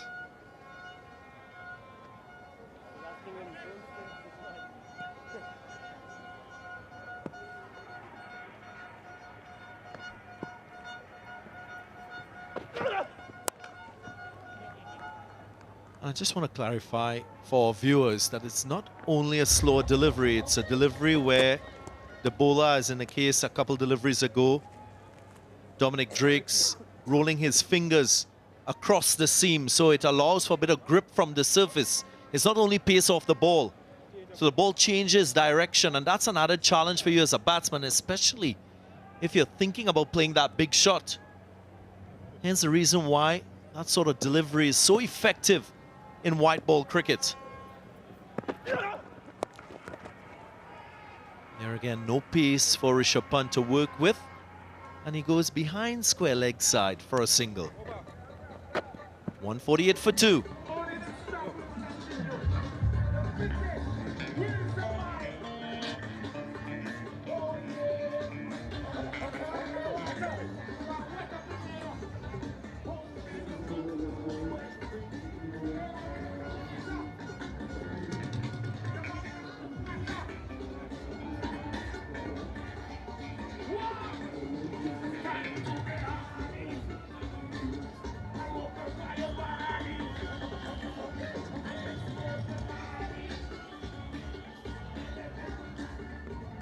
Dominic Drake's finishing his complement of 4 overs, 1 for 33. His first match in this T20 International series. Zari Joseph as well finished his quota of overs. Time for Jason Holder.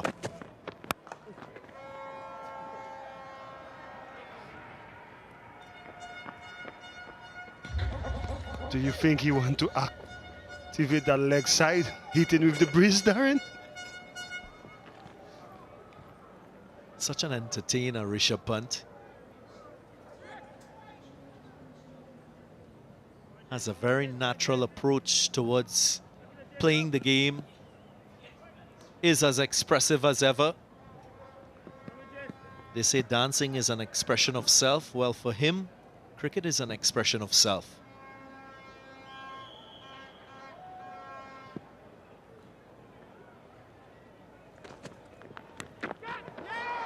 Edge and gone.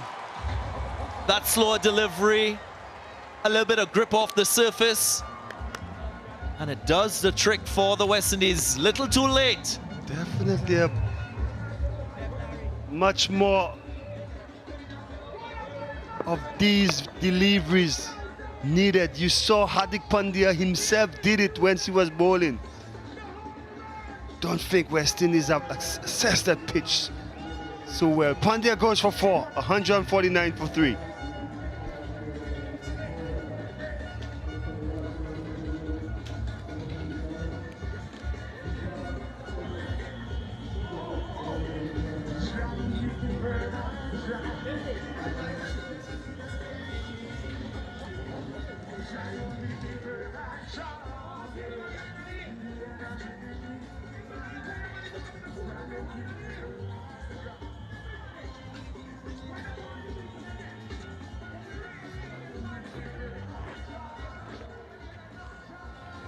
Deepak Huda, the one change to this Indian side from the last game, replacing Ravi Jadeja. He's here because Hardik Pandya was swinging under the bounce of this delivery from Jason Holder. Only nicked it through to Devon Thomas. Again, Darren Sammy, it begs the question, why did the West Indian bowlers not adopt this type of approach to their bowling as a collective from the start? I guess it can't just be the captain, it must be the senior bowlers as well, sharing information and directing the younger ones. Most definitely, and you always try to learn from the opposition what they did well when it was their turn to bowl. You get 20 overs to have a look, and you saw Pandya did it, you saw Bhuvi did it, Ashdeep. So the template is already there for you. But we just did not apply that, and now later stage of the game you see how effective these deliveries can be.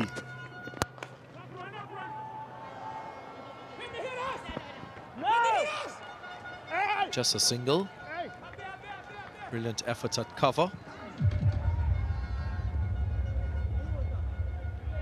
Nicholas Puran, the captain, getting a hand on that strike through the cover region.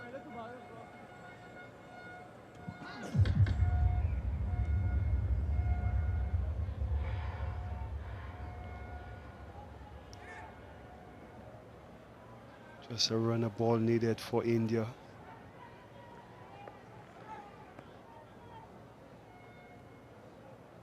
Again, Jason Holder. One of the senior bowlers in this West Indies lineup.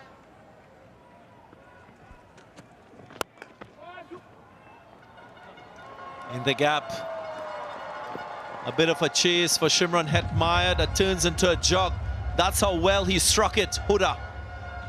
Again, look at the length of this delivery. Pace on, full under the bat. I need not tell you the result. 4 runs. And as a right-hander, Huda will be hitting into the wind. So you should be more straight in terms of your line.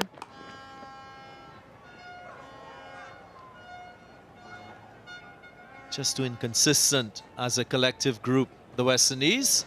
18 overs gone, 156 for 3.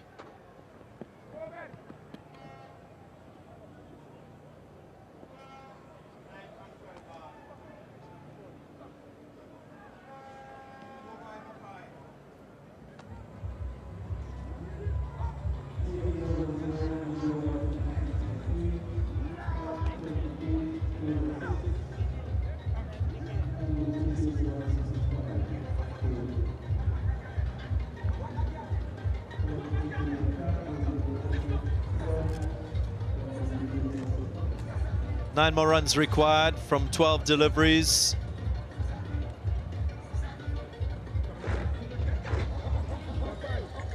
Can't say a foregone conclusion. India still with 7 wickets in hand. Ubed McCoy brought in for the penultimate over. His last over in his quota.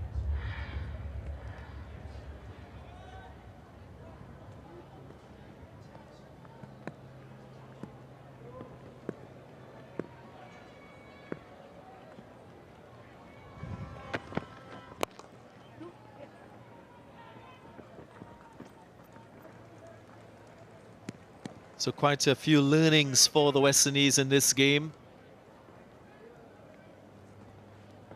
What are those, Darren Sammy? Let's start with the batting. I thought they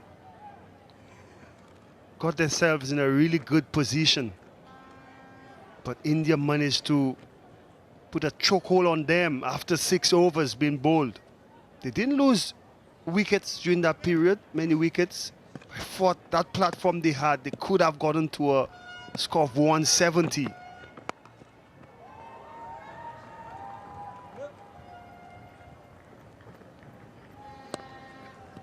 Nicholas Purran batted at 3. And he didn't carry on. Ashwin and co dotted him up. Just 20 of 23, unlike Nicholas Purran. Whereas you see with India, as soon as the power play was over, they accelerated.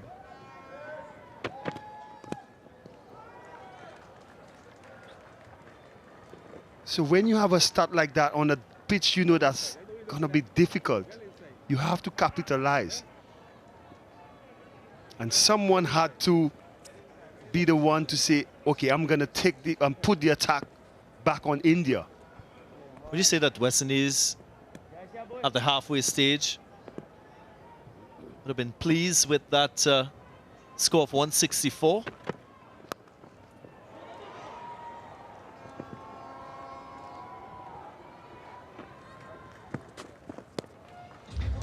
Having bowled India out for 138, of course they would have been pleased. But if you look at, if you break down the game, the power play, the middle overs and the back end of the inning, you could make a case that during that period where India was just dotting it up, somebody could have shown some more intent with the bat. Because to me, it makes no sense scoring 160 for 3 when you have all these guys in the shade.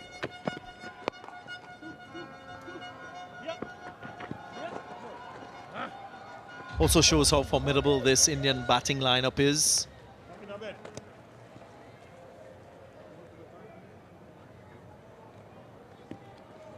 Of course, India would have been bowled out in that second T20 International. Maybe they overcooked it a bit, but there was an ultra-aggressive approach, and that's something that they're grooming into their batting in T20 cricket. And Rohit Sharma has pointed that there will be times when they will implode as a batting lineup. Tugged onside. Gets a boundary. Gets another win for India. And it's a record chase here at Warner Park. They've made this run chase look very easy. India, the #1 team in T20 Internationals. Halfway, 168, 65. West Indies would have fought, yes. We have scored more than par on this surface. But India batters, they don't lay flat and die.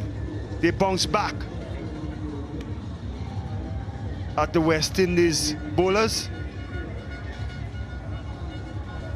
The star with the ball in the second T20 International, Obed McCoy, going wicketless in this match. Nicholas Purran finding it difficult to pick wickets. Only 3 for the West Indies.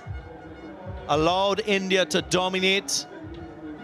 Surya Kumar Yadav in particular was supremely brilliant with his stroke play, his ability to take the initiative for his team with the bat. And India with an over to spare, they go on to win by 7 wickets.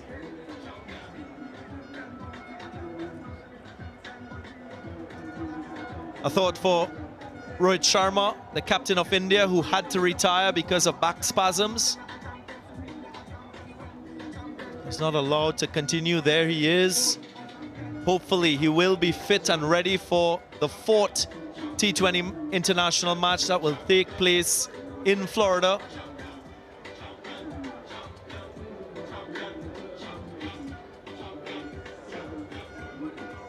It's been a wonderful display of T20 cricket and batting in particular from this Indian side in this run chase. A reminder of how they went. Rohit retiring quite early in the chase. And that prompted Surya Kumar Yadav to take added responsibility. 76 from 44 and some awe-inspiring strokes. 8 fours and 4 sixes from the right-hander. Shreyas Iyer partnered him and got 24, and Rishabh Pant with the finishing touches. 33 from 26 and making light work of the remaining runs. Well, Obed McCoy, the star of the show,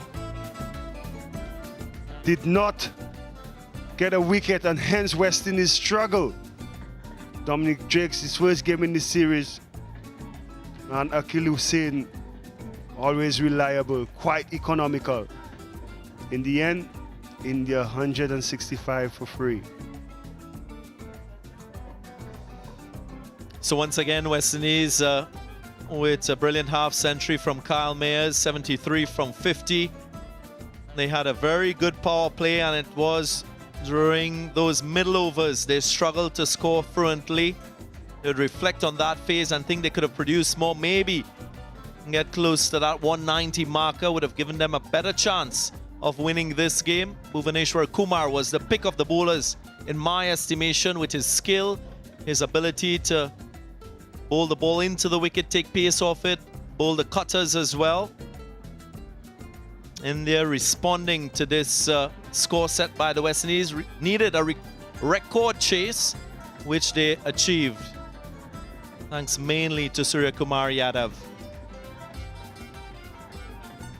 Confirmation of that record chase in this game will now be the new benchmark for teams at this venue. West Indies quite dominant in T20 internationals here at Warner Park.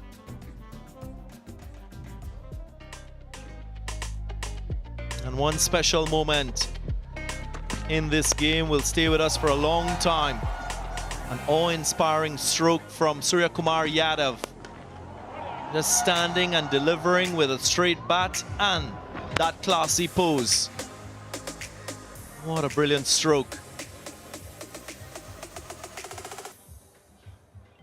Flying all the way for 6.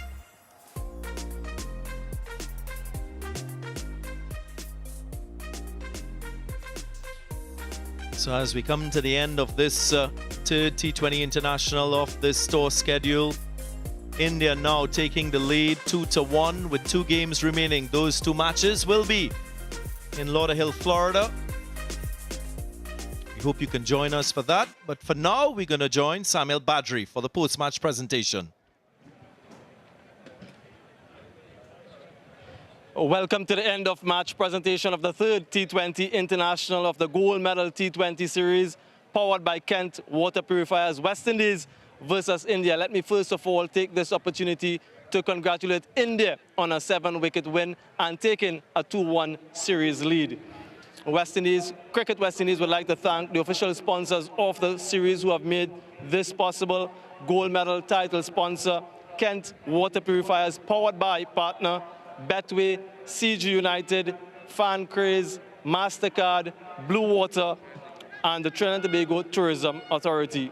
I'd also like to take this opportunity to welcome the presenter of the Gold Medal Game Changer of the Match Award, and that award will be presented by Leon Rodney, Director of Cricket West Indies and President of the Antigua and Barbuda Cricket Association. And the Gold Medal Game Changer of the Match Award goes to Surya Kumar Yadav. And Surya Kumar, if you could make your way here to collect your award.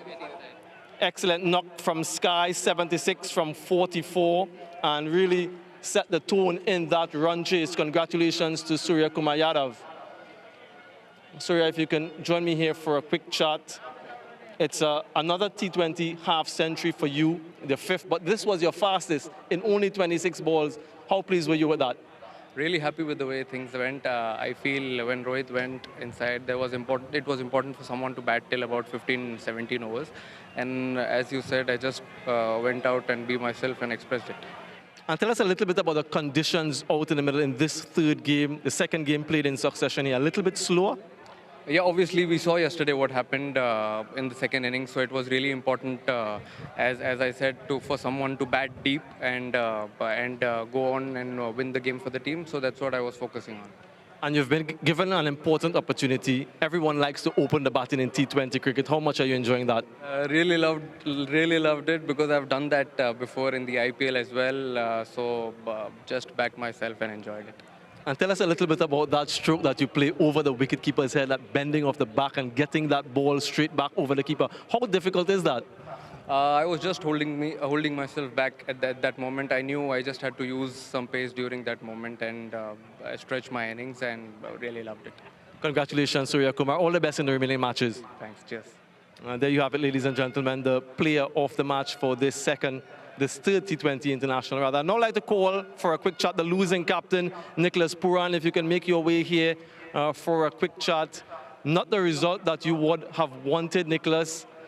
Where do you feel that it went wrong for you guys? I give Jesus all praise and thanks. I felt like we had to get early wickets, and we didn't get early wickets. I felt like we should have tried to break the back early in power play, but unfortunately we couldn't get that wicket. So were you then satisfied with that first inning score of 164? Were you expecting that to be enough? We felt at the half, we felt like we had enough. India bowled well, Ashwin bowled well, Hardik bowled well. They used the pitch really good. The wicket was kind of slow, on the slower side. We felt that it was a bit difficult to keep scoring on it. But in saying that, we got 165 and we were really happy. We felt like we were in the game. They scored the runs on the 19th over. But again, if we got early wickets, then it's a different game. Yeah, and that partnership between yourself and Kalmia is on the back of a good opening partnership of 57, your partnership with 50, but it was a watchful start. You needed to bat like that at that stage, didn't you? When you look at the way we bat, obviously we keep losing wickets in the middle overs from 7 to 12. Yes, we got a good start. I could have come in there and probably continue the momentum, but I felt like it was a bit tough, and I just didn't want to just throw my hand away because I know if I out in that situation, we open the game up for them to get wickets. But it's important for us to get partnerships.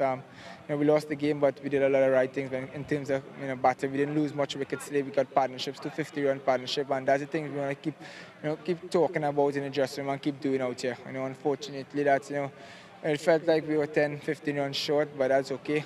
Early wickets could have changed this game for us today. Indeed, what a difference that they makes with the ball. Yesterday, you guys were excellent with the ball, not so today. Commiserations on the result. Once again, 2 more games to go. All the best in that.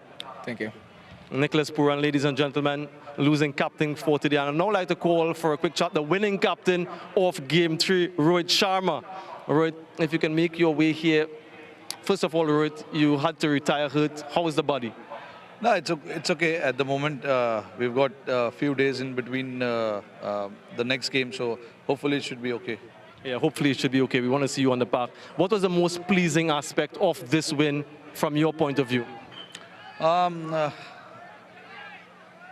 we bowled in the middle overs, I think that was very, very crucial because they were just about to get that big partnership, and with few of their experienced players batting in the middle. And I thought we used the conditions really well. We used our variation pretty well, and then how we chased chased the runs. I thought it was quite clinical. When you're watching it from the outside, you feel that there was not too much risk there that being taken. There's a lot of calmness around, so it was quite clinical. Yeah, I think that's the word, clinical, a comprehensive win. And how pleasing was it for you to see Surya Kumar Yadav actually kick on and get that big half-century? Yeah, I think, I mean, look, it's very important in this format, once you get a start, it's always important to convert that because, it does well for the team. Of course, the 30s, the 40s, for any player looks good, but I think when you get past 70, 80, and then go on to get 100 as well, then you're scoring those runs for the team. And I thought, Surya batted brilliantly, good partnership there with Iyer. And yeah, it was quite clinical. Like I said, when you're chasing a target like that, anything can happen. It's not an easy target. The pitch had something in it for the bowlers. So we knew that we were up for the chase. I thought it was important for us to pick the right ball, right shots on a ground like that. And a 2-1 series lead, 2 games to go in Florida. All the best in the remaining matches, Rohit. Thank you very much. Well, we've come to the end of yet another T20 International between these two teams. Two remaining in the 5-match series. On the weekend, first Saturday, the 4th T20 International of this series will take place in Lauderhill, Florida. It's a match you won't want to miss because it can be the series decider or an opportunity for the West Indies to level things again. Hope you enjoyed this broadcast here in St. Kitts. And as we move to Florida in the USA, we hope that you'll continue to join us for the action.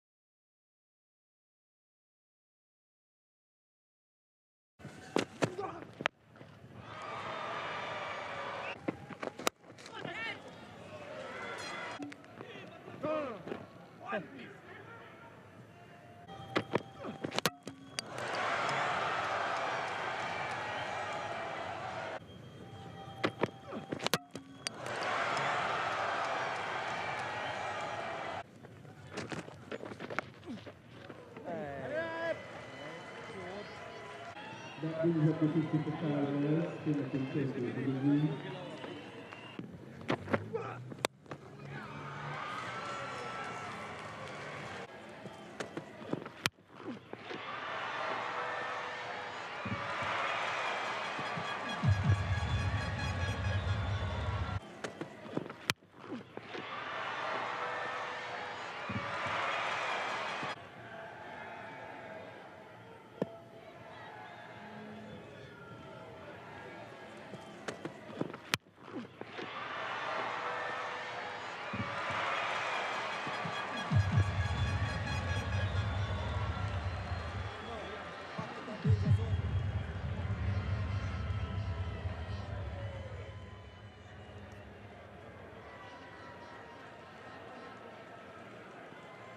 That brings up the 100 for the West Indies. 5 forwards and 2 sixes.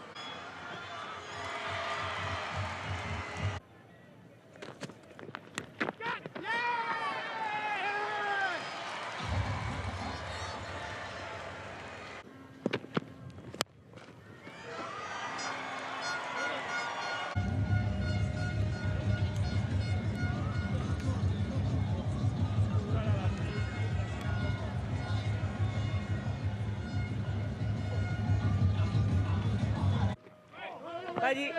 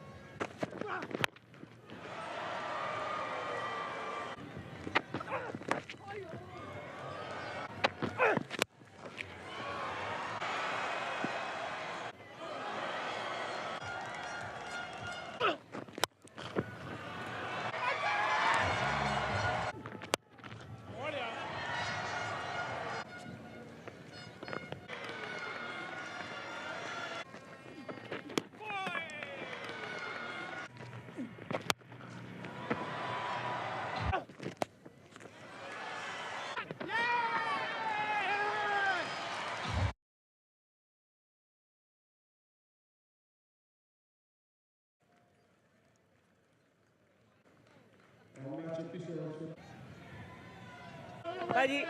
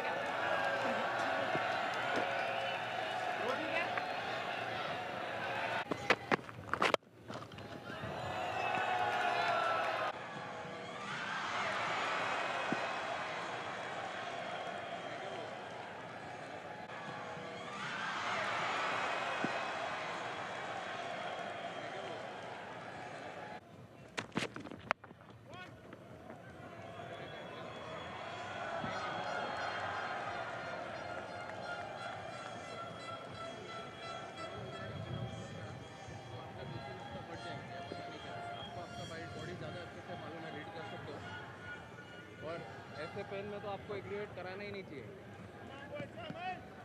या तो बुला लो doctor को।